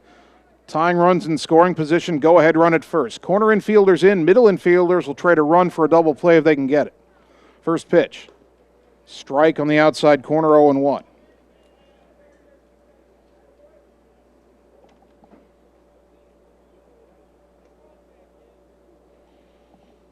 The 0-1 to Adam. Inside, 1 ball, 1 strike.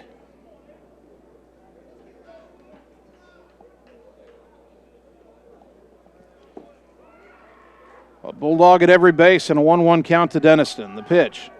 Breaking ball sails up and away, 2-1. Coach Yeager says, be ready, Abe, be ready. 2-1 to the Bulldog catcher. Don't often get a second chance with the bases loaded in the same game. The pitch. Fly ball to left. It's shallow. I don't think it's deep enough. Erickson underneath it makes the catch. Wood's going to tag and try to score. The throw is up the line. He's safe, and Jaime on the play goes to third. Dennison hit it deep enough. He got the job done, 4-3, and now runners at the corners and still only 1 out for Trey Swartz.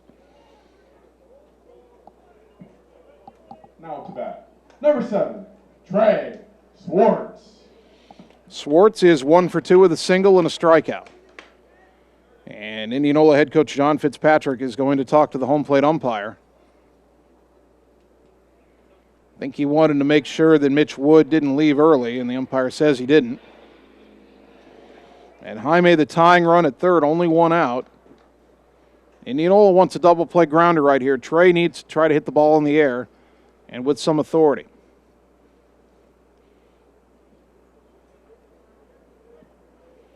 Griner, the runner at first.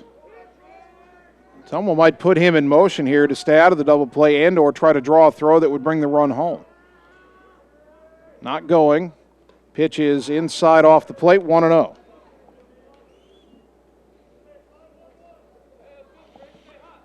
The run scored by McKinnon is earned. He went first to third on the pickoff attempt that went awry for the error, but even without that error, the hits in succession by Ottumwa means he would have scored anyway. Now after the 1-0 pitch, Indianola wants another conference on the mound. I understand it. It's another critical situation, and I know why Indianola did a lot late in Game 1, but this is by far the most mound conferences I've seen in a high school doubleheader in a while. Then again, it is a competitive game, and Indianola, I think, is going to make another pitching change here. So we'll see who the new pitcher is in a moment. 30 seconds, and we're back on the Ottumwa Radio Sports Network. It's time to choose the credit union with a new perspective. At Meridian Credit Union, we don't just see member profiles. We see people. People with goals. People who want to save more. People that we can help. That's why we offer financial services convenient to you. Great loan rates, online banking with bill pay, mobile banking, and credit cards. Join the many satisfied Meridian members today. See how our perspective can help you. Meridian Credit Union, where it feels like home. You're watching the Ottumwa Bulldogs on the Ottumwa Radio Sports Network.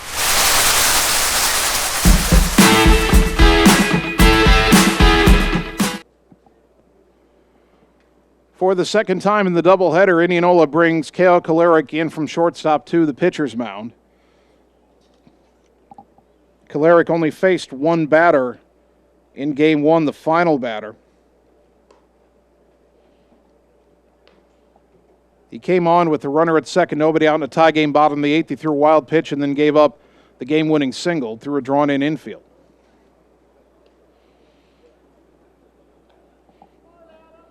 Casey Stecker has come into the game to play infield. And Derek Ditmer, the relief pitcher, departs after throwing an inning and 2/3, 36 pitches. He's given up 2 runs, and he's responsible for the 2 runners on base. And again, for the second time in this doubleheader, Indianola makes a pitching change with a 1-0 count. Trey Swartz batting. The first pitch thrown to him was by Ditmer. Now he'll face Kolaric, who's a different kind of thrower. Let's see if Trey can adjust. Jaime at third. Griner at first, 1 out. Ottumwa's cut the lead down to a run. It's 4-3 Indians for the moment. The pitch to Swartz. Big swing and a miss. He was late on that one, 1-1. McKinnon singled to start the inning. Went to third on a pickoff throw that went awry. He scored on a Mitch Wood RBI single. Jesus Jaime had a fly ball lost in the lights for a single. Adam Griner a clean single. Adam Denniston a sac fly. Now the 1-1 to Swartz. Runner goes. Pitch is swung on and missed in the dirt. Trey started to run to first, but it's only strike 2. Griner steals the base without a throw, his second steal of the year. Swartz now with a 1-2 count, and the tying and go-ahead runners in scoring position. All right, Trey's got to make contact here. The infield is back, except for Strong at third, and now Howard at first comes in. And now the Indianola changes up, and all 4 infielders come in. Swartz has got to at least make contact here. Second and third, 1 out. Ottumwa down just a run. The 1-2.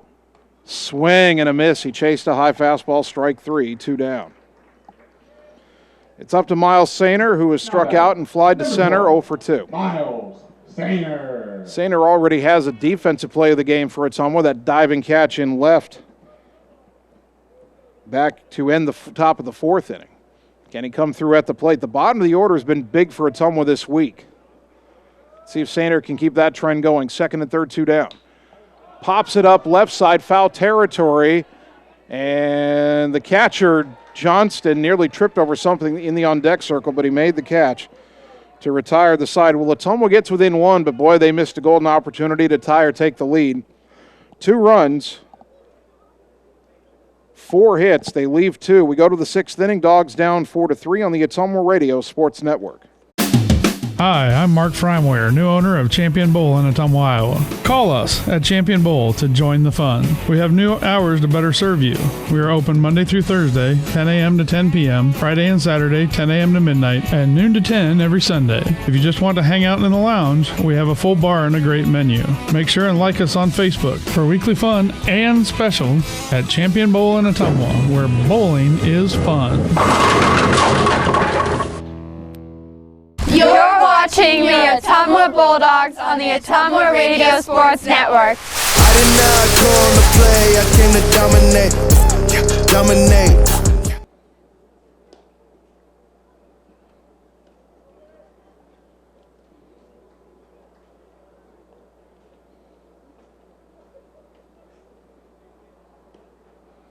Top of the 6th inning. Ottumwa's still in this one, trailing Indianola just by a single run, 4-3.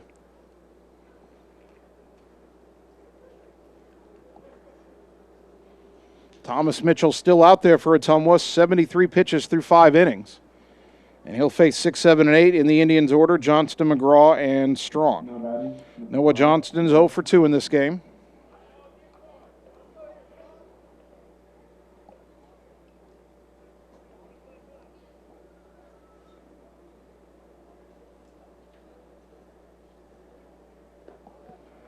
First pitch misses for ball 1.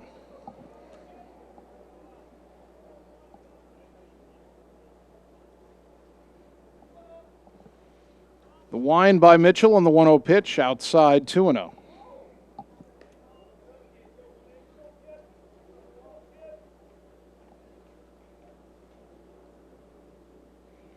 Hitters count for the left-handed batting catcher Johnston, the 2-0. Big swing and a miss, 2-1.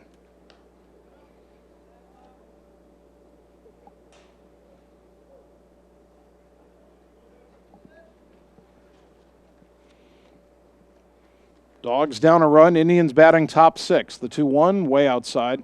Actually came back towards the corner, but it started out too far away. And it's 3-1.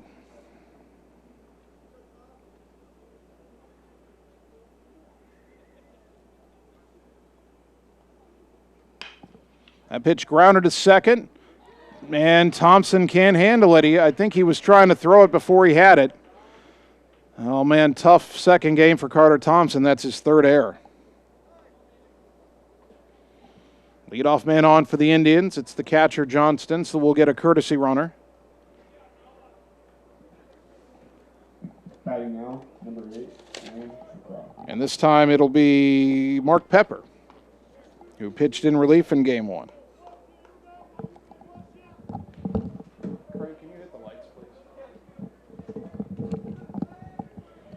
Man on first, nobody out. Lane McGraw, he's grounded out twice.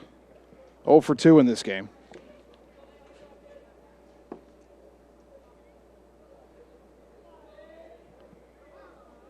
Right-hander to right-hander. Pitch on the way. Inside corner at the letters. Strike 1.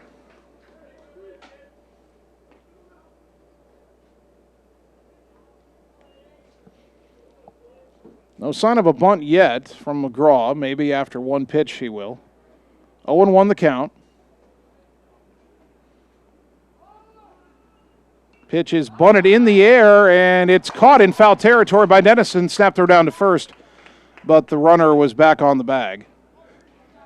And that's out number 1.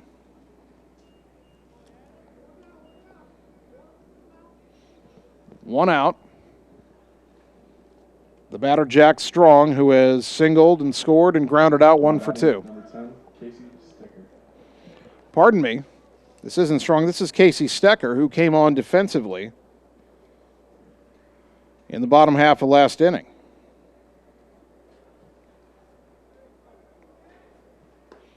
Takes a strike on the outside corner, 0-1. Stecker, the game 1 starter for the Indians.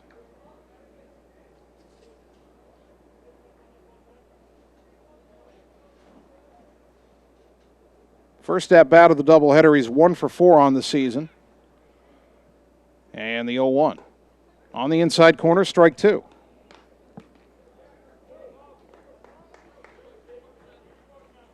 No balls, 2 strikes. Pepper, the courtesy runner at first after Johnston reached on the air. Mitchell comes set. And the 0-2. On the outside corner, called strike 3. Good morning, good afternoon, and good night. Stecker gone on 3 pitches. And there's 2 away.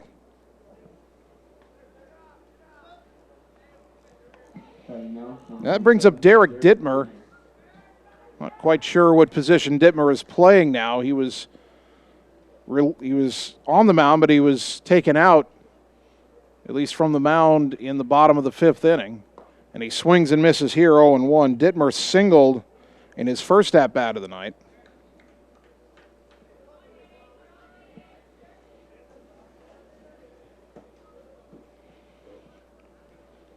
Oh and 1 the count.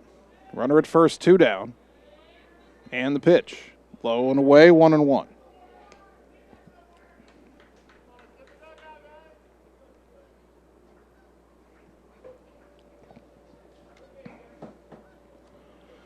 There was some activity in the Ottumwa bullpen as the 1-1 pitch is high. Runner goes, throw down to second, the catch, the tag, and he is out at second, and that retires the side. 2-4 as Adam Denniston guns down Mark Pepper to end the inning. No runs, no hits, an error, but nobody left. We go to the bottom of the 6th. Dogs down 4-3 on the Ottumwa Radio Sports Network. Seasons change. Our priorities change. Your financial needs change. But there's one thing that remains consistent. Our dedication to making your financial life easier together. So let's get to know each other, because together is better. You're watching the Ottumwa Bulldogs on the Ottumwa Radio Sports Network. Gotta go all the way.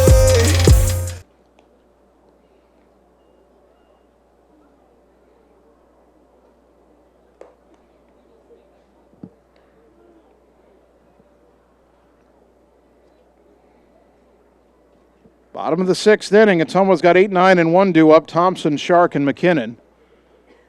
Cale Kolarek is still on the mound for the Indians after getting the final 2 outs of the 5th inning and keeping the Indians up a run. We figured out the rest of the infield changes. The former pitcher, Ditmer, is now at third. Brady Blake went from second to short, and Casey Stecker came in at second base. Carter Thompson at the plate, 1 for 2 with a single. First pitch on the way from Kolarek. Low and away, ball 1.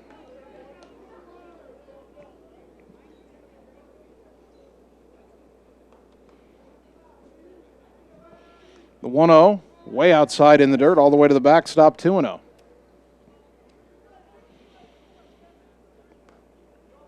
Bulldogs are usually aggressive at the plate, but down a run, bottom part of the order, bottom of the 6th inning, make him throw a strike here. The 2-0, way high, 3-0.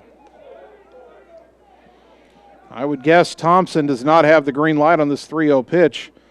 Right now, Kolarek not close to the zone.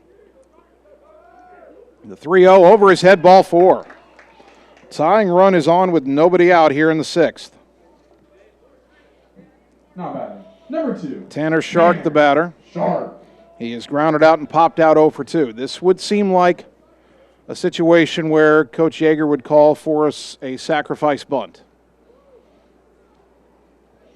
Thompson's got good speed over at first. Third baseman Ditmer in on the grass, anticipating a bunt. Righty to lefty. Tanner showing bunt early here. And time called at the plate.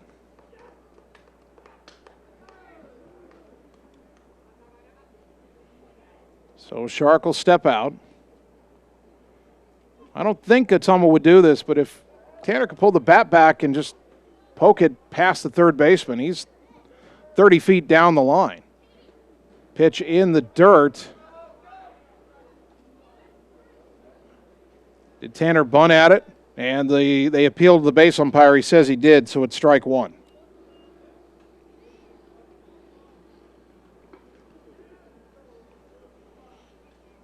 Kolarek's trying to throw a pitch that Shark will have a tough time getting down for the sacrifice. He squares around early again. And to throw to first instead. Now he bluffed to throw. Well, he stepped off and bluffed to throw. Thomas Mitchell got called for a balk for stepping off and faking a throw earlier this game. The 0-1. That's called a strike on the outside corner, 0-2, and Shark's like, that's so far outside I can't get a bat out there to bunt it. 0-2.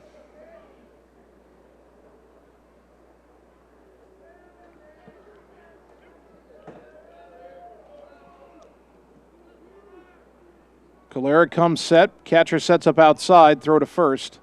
And back in safely is Carter Thompson, who had a short lead.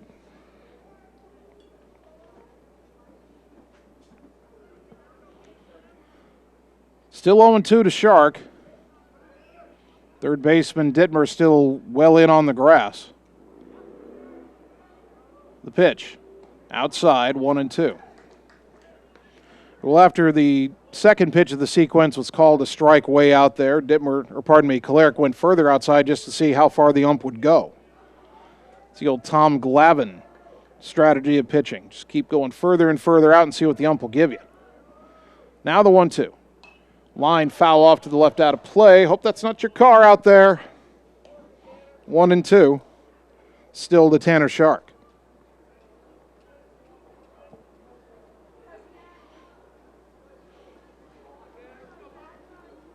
Tying run at first, nobody out, bottom 6. The pitch, swing and a miss, strike 3. And there's 1 away.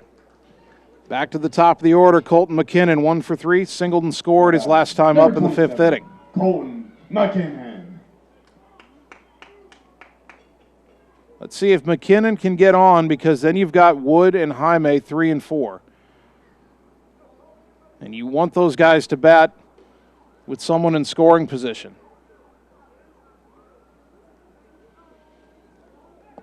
Thompson chased back on a dive by a pickoff throw to first, not in time.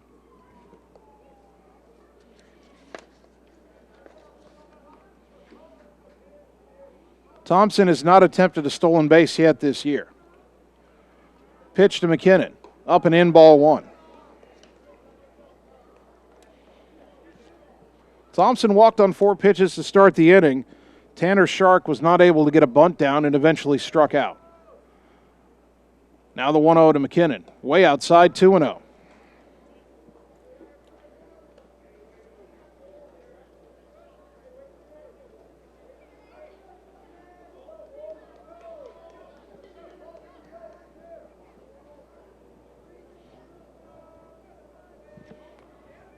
The 2-0 pitch.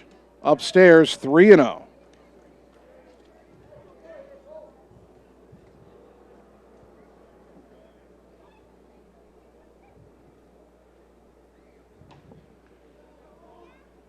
That pitch up high, ball 4, another 4-pitch walk. And now the table is set for Mitch Wood and Jesus Jaime. First and second, 1 out. Wood has lined out, walked, and hit an RBI single.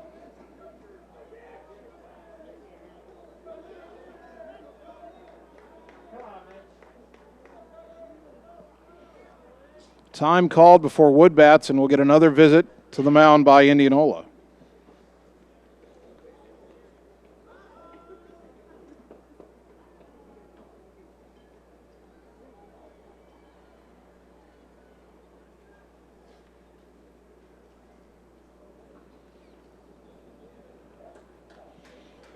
And this conference involves the entire infield, and we're going to get another pitching change.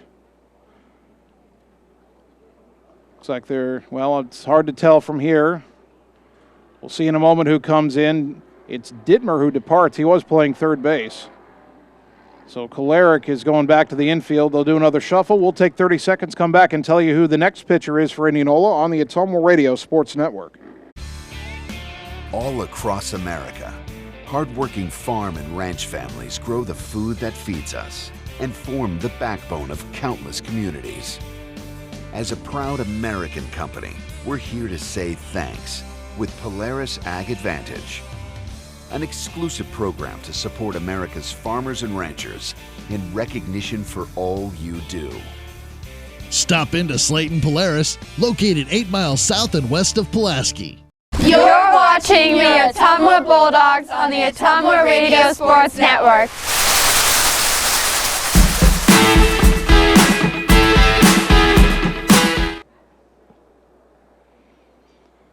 For the second time tonight, the Indians will call on left-hander Mark Pepper. And his job in this situation is to keep Indianola in front. Ottumwa trails by only a run here in the bottom of the 6th inning. It's 4-3 Indians. The Bulldogs have first and second, 1 out, and the best 2 hitters coming up, Mitch Wood and Jesus Jaime. Mark Pepper in game 1 through 3 innings. He allowed 2 runs, 1 of them earned on 3 hits, didn't walk anybody, struck out 4. Now batting, number 5. He's facing Mitch Wood, and he retired Wood twice in game 1 on a strikeout and a groundout. Carter Thompson at second, he's the tying run. Colt McKinnon at first, he'd be the go-ahead run. Bulldogs would love to play 2 in this inning, go to the top of the 7th with a chance to finish it off, but let's worry about getting the tying run home first. Lefty to righty the pitch. Chopper out in front of the plate. Pepper and Johnson miscommunicate for a moment on who's going to pick it up, but Johnson does pick it up and throw to first in time to get Wood 2 down. Batting now, number 24. Runners advance to second and third. It's Jesus Jaime, but I'd be shocked if they pitch to him here.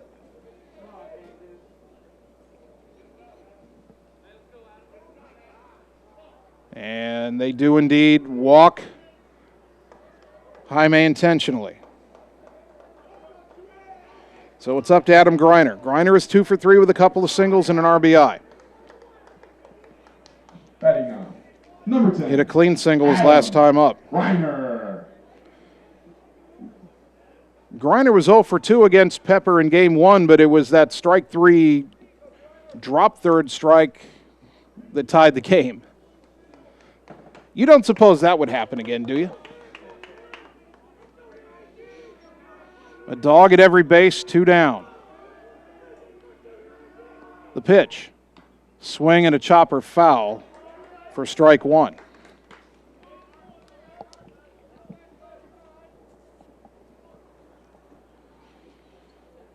Again, this is the kind of situation where Ottumwa's Adam Griner, specifically batting cleanup behind Zeus, is going to have to make teams pay for walking him. 0-1 to the Bulldog DH. The pitch. Down and in, 1 ball, 1 strike.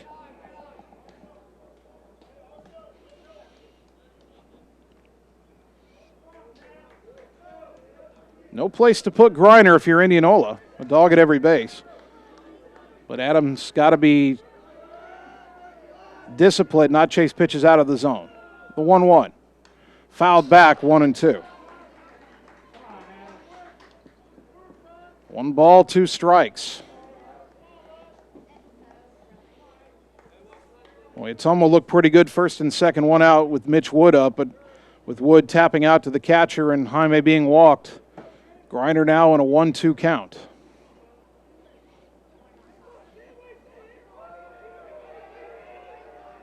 The kick and the 1-2. In the dirt, 2-2.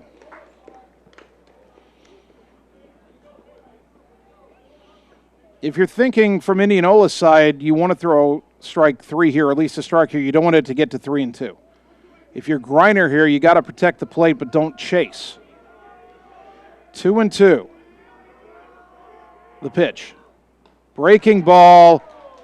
Indianola thought it ended the inning. The ump said it was inside. 3-2. Wow. I think a lot of people in the park on both sides thought that was strike 3. Now we've gone as far as we can go. 3-2, 2 out, bases loaded.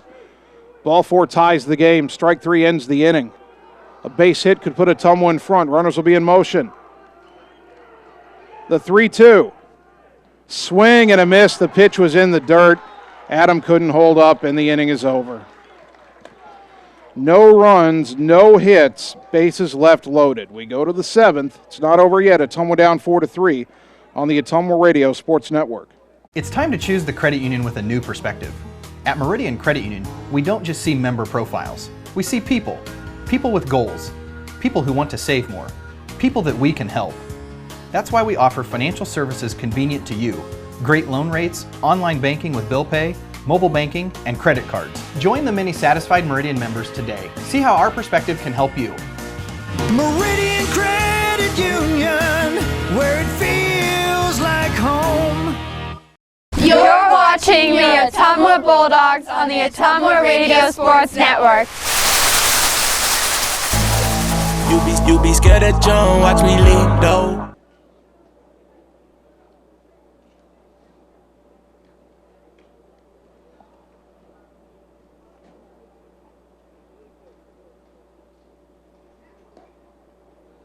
Top of the 7th inning. Indianola 4, Ottumwa 3.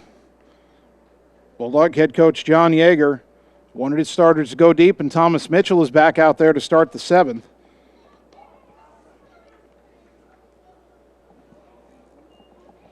And he's trying to keep his team within a run when they go to the bottom half.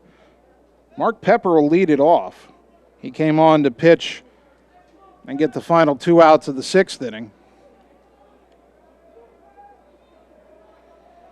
And now batting in the number 9 spot. First pitch, he bunts it. It's back towards the mound, picked up by Mitchell. Throw to first in time, 1 down. Back to the top of the order, Carter Erickson, 0 for 3. He's grounded out twice, then was robbed of a hit on a diving catch by Miles Sainer and left back in the 4th.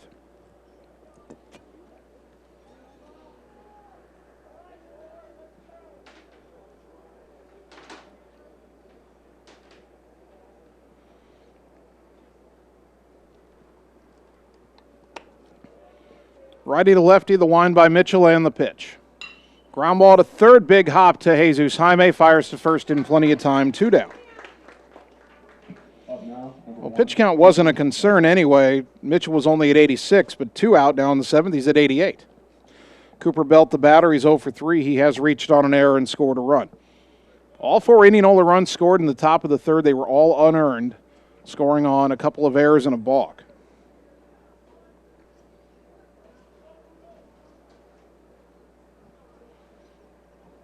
Looking ahead to the bottom of the 7th, Deniston, Swartz, and Sainer will be due up. First pitch on the outside corner to Belt here, 0-1.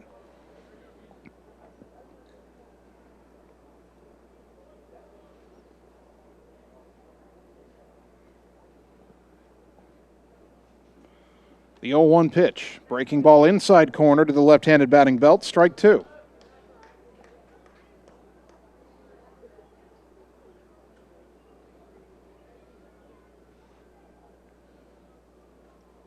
No balls, 2 strikes. The pitch on the way. Low and away, 1-2.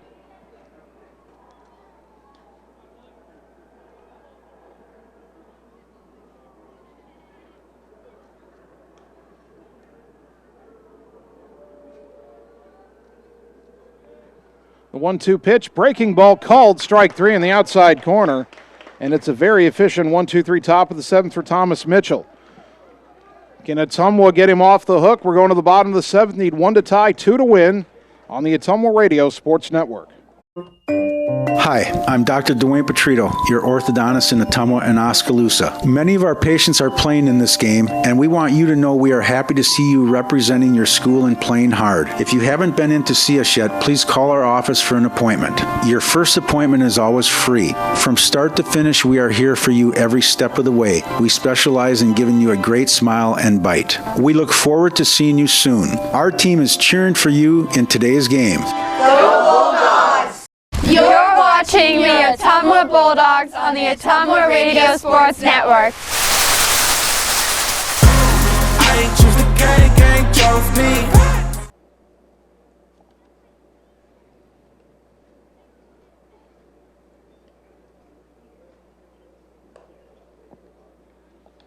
Bottom of the 7th inning, last chance for Ottumwa in Game 2. They're only down a run, trailing Indianola 4-3. Bulldogs scored a run in the first, Indianola 4 unearned runs in the third. Ottumwa got 2 runs back in the bottom of the 5th, but they left the tying and go-ahead runs in scoring position that inning. They've left the bases loaded in the 3rd and 6th innings. And here in the 7th, it'll be Denniston, Swartz, and Sainer. Against left-hander Mark Pepper. Pepper pitched several innings in relief in Game 1 and would have won the game if not for the drop third strike in the 7th inning. He ended up taking the loss in Game 1. He's trying to get the save here in Game 2. He would be saving it probably for Derek Ditmer. The starter, Gavin Legg, didn't go far enough to qualify for the win. Adam Denniston is 0 for 2. He does have a sacrifice fly. He drove in Ottumwa's 3rd run of the game back in the 5th inning. Lefty-lefty matchup here, just trying to get on base. First pitch. Downstairs, ball 1.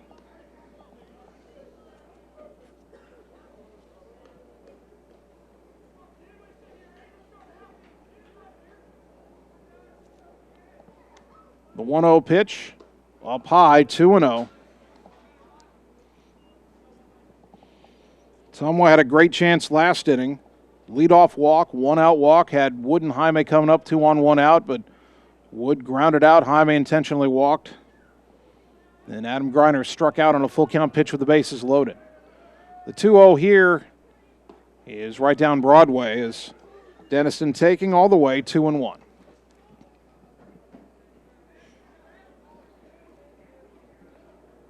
Needing a base runner, you say make him throw a strike. Well, he did. Now you got a battle. 2-1 to the Bulldog catcher. The pitch. Off the outside corner, 3-1.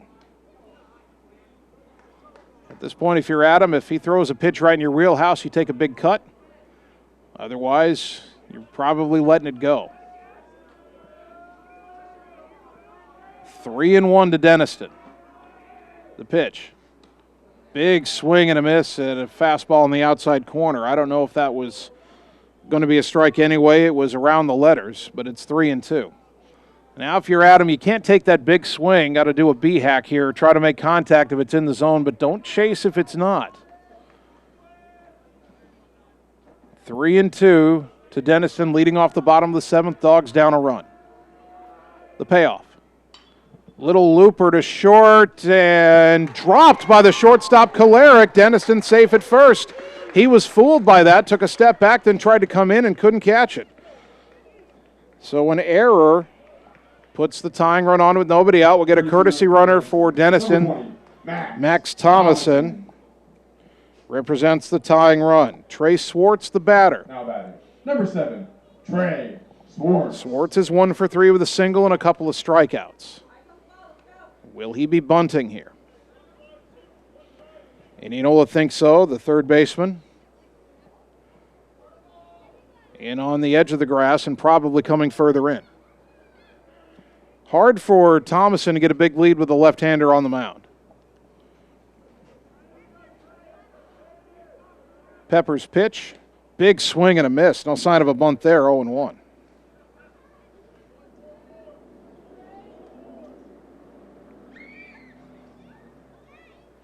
No balls, 1 strike.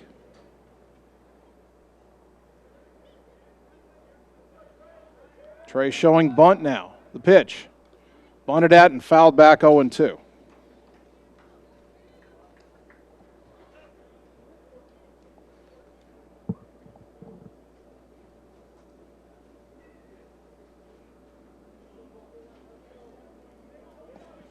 Swartz down to the count 0-2. Probably not bunting now. Pepper comes set. Pitch outside, 1-2.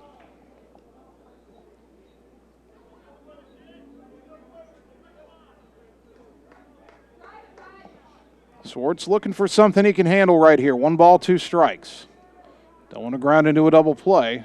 Got to hit a line drive. The 1-2. Pop foul back and out of play. Spoiled a tough pitch. Stays alive. Ottumwa won game 1, 5-4 in 8 innings. They tied the game on an improbable play in the bottom of the 7th. The runner on 3rd and 2 out, a dropped 3rd strike, a passed ball.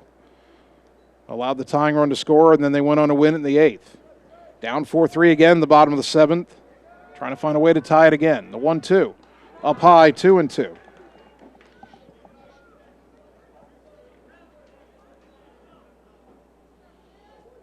Two balls, 2 strikes to Trey Swartz.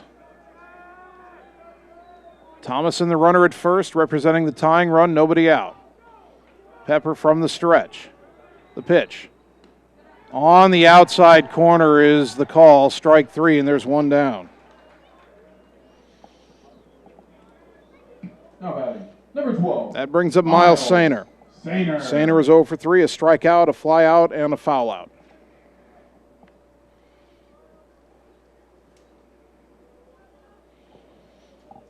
We're down to the number 7 spot in the order, the bottom of the order, trying to manufacture a little late inning magic.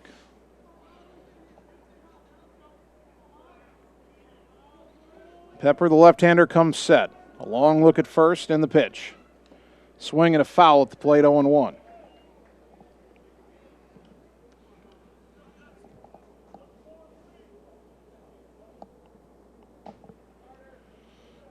Four runs, 4 hits, 3 errors for the Indians. 3 runs, 8 hits, 3 errors for the Dogs. 1 on, 1 out now in the bottom of the 7th. The 0-1. Ground ball slowly to the right side. Way over to his left to get it is Brady Blake, and he throws to first for out number 2. That does move the tying run into scoring position. Thomason down to second. And, well, maybe it's appropriate that this is Carter Thompson. He's 1 for 2 with a single and a walk. Number 19. Thompson's had a tough night in the field. All 3 errors are his, and the 2 errors in the 3rd inning allowed 3 runs to score. But he can wipe that all away with a base hit to bring Thomason home from second. Big opportunity for the sophomore. First pitch on the way. In the dirt, ball 1. Boy, Thomason started for third, but the catcher Johnston found it quickly, and Max wisely went back. 1-0 to Thompson.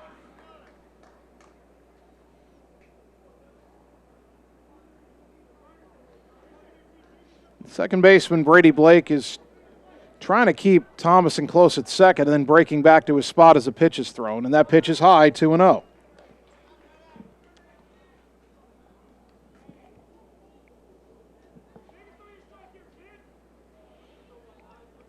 Tying run at second, 2 down, a hitter's count for Carter Thompson, 2-0. Boy, if he could put in that right center gap. The pitch. Swing and a foul back, 2-1.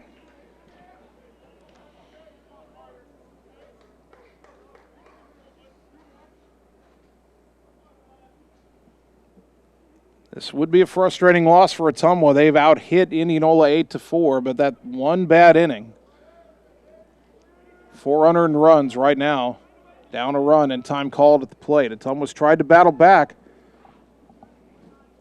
Left a lot of men on base in this game. In fact, 10 left on base in the first 6 innings. Twice left them loaded. Thompson can change the narrative here. 2-1. The pitch. In the dirt, 3-1. Tanner Shark is on deck.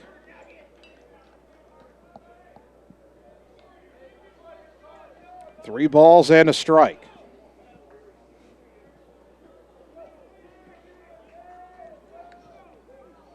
Sluggers count for Thompson. Pepper's pitch. Outside, ball 4. Well, Thompson doesn't chase, and he's on. He represents the winning run. Number 2, Tanner Sharp. Now, if you're thinking what Mark Pepper might be thinking, he didn't have to give in to Thompson there because he had a base open at first and a left-handed batter, Shark, coming up. Tanner is 0 for 3, a ground out, a pop out, and a strikeout. Shark struck out in his only at-bat versus Mark Pepper in Game 1. 2 on, 2 out, tying run at second, winning run at first, number 9 hitter at the plate. The pitch, way outside, ball 1.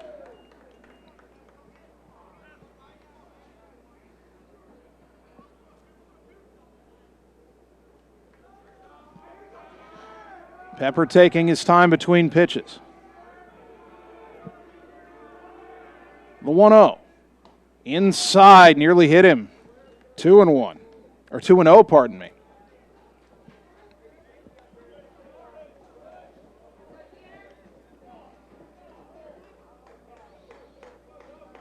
Pepper's thrown 28 pitches in this game after throwing 38 pitches in Game 1, so how much gas does he have left in the tank? Ottumwa hoping not enough. The 2-0. Swing and a miss, 2-1.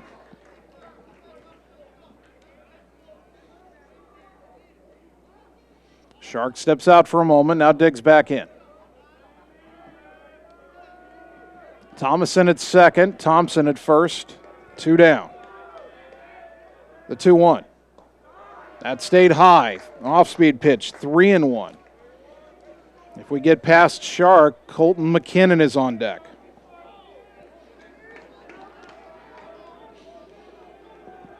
A leadoff error in the inning and a 2-out walk, and now a 3-1 count to Shark. The pitch, swing and a miss, 3-2. Bulldogs down to their final strike. We were down to our final strike twice in Game 1, ended up winning it. Actually, we were given our final strike in Game 1, and they dropped it, so we still won the game. Shark stepping well out of the box here to readjust, and now digs back in. 3-2, 2 out. Runners are going to go. A base hit will tie the game for sure, you would think. The payoff. High, ball 4. They're loaded again. And it's Colton McKinnon, who is 1 for 3 with a single, a walk, and a run scored. And now a dog at every base means a free pass would tie the game. Well, if Pepper was pitching around Thompson to get the lefty Shark, it didn't pay off.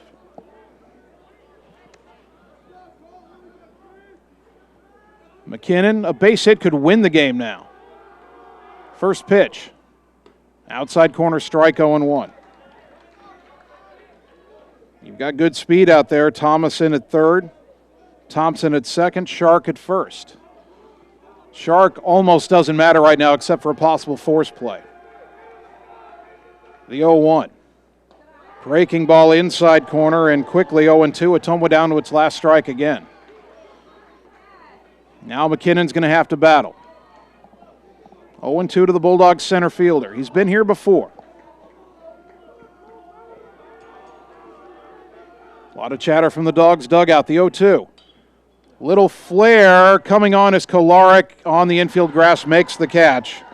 And that's the ball game. Ottumwa leads them loaded for the third time, and they fall by a run to Indianola 4-3. Another competitive doubleheader that is split for the Dogs. Second day in a row they've done that. Indians don't want to shake hands. I just want to wave. Bulldogs have been shaking hands lately, but Well, now the two teams will approach each other and they will shake hands. Okay. It's good to get that back to normal. Ottumwa drops game 2, 4-3. Great ball game again. A lot to grow on for Ottumwa after splitting with Indianola to end their week. We'll take 3 minutes, come back and get you the totals on the Ottumwa Radio Sports Network. Seasons change. Our priorities change. Your financial needs change. But there's one thing that remains consistent. Our dedication to making your financial life easier together. So let's get to know each other, because together is better. Schroeder Graphics and Signs, LLC, across the road from RJ Performance, is your go-to headquarters for all things custom designed, including vehicle wraps, printing, signs, billboards, and state-of-the-art commercial lighted signs. They also do window designs, semis, and VIN DOTs, wall designs, any size of coolers, customized bag boards, custom trailers, tumblers, race cars, go-karts, off-road vehicles, and more. Realtors, contact them for your custom yard signs, too. Visit sgsignsllc.com and like them on Facebook. Schroeder Graphics, be a brand above.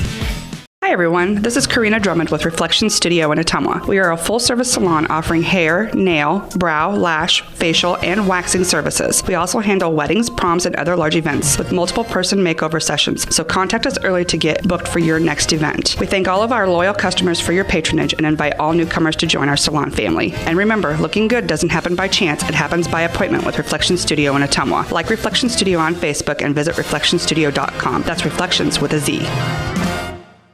Hello, this is Lisa Bittner, Clinic Manager with Mercy One Ottumwa Family and Internal Medicine. We specialize in pediatrics to geriatrics, internal medicine, and family practice, basically from babies to grandparents. We are here for you. We want to be your primary care provider. Call us at 641-683-0800 to schedule an appointment. Mercy One Ottumwa Family and Internal Medicine Clinic, 522 North Hancock Street in Ottumwa. Your best life, our one purpose. Visit mercyone.org. We all have a picture of the life we want to live, a desire to connect the work we do with a purpose. There is a way to get there, but the price of admission is money and the drive to succeed. Success takes skill. Skill takes training. Training takes work. If you're ready to live, learn, train, and connect, Job Corps is ready for you. Careers begin here. It's time to choose the credit union with a new perspective. At Meridian Credit Union, we don't just see member profiles. We see people. People with goals. People who want to save more. People that we can help. That's why we offer financial services convenient to you. Great loan rates, online banking with bill pay, mobile banking, and credit cards. Join the many satisfied Meridian members today. See how our perspective can help you. Meridian Credit Union, where it feels like home. You're watching the Ottumwa Bulldogs on the Ottumwa Radio Sports Network.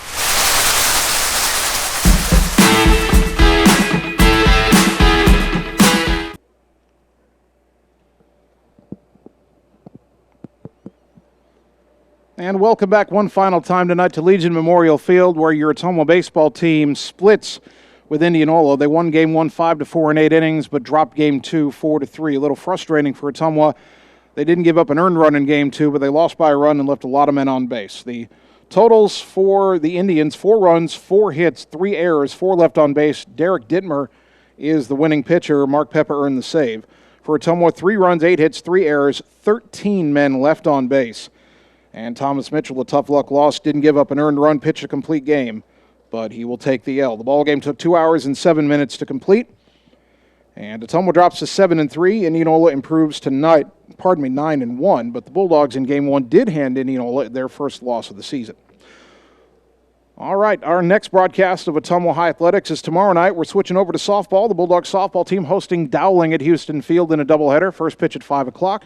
We're on the air at 4:45 on 1240 AM, 102.7 FM KBIZ, and on the live video stream at ottumwaradio.com.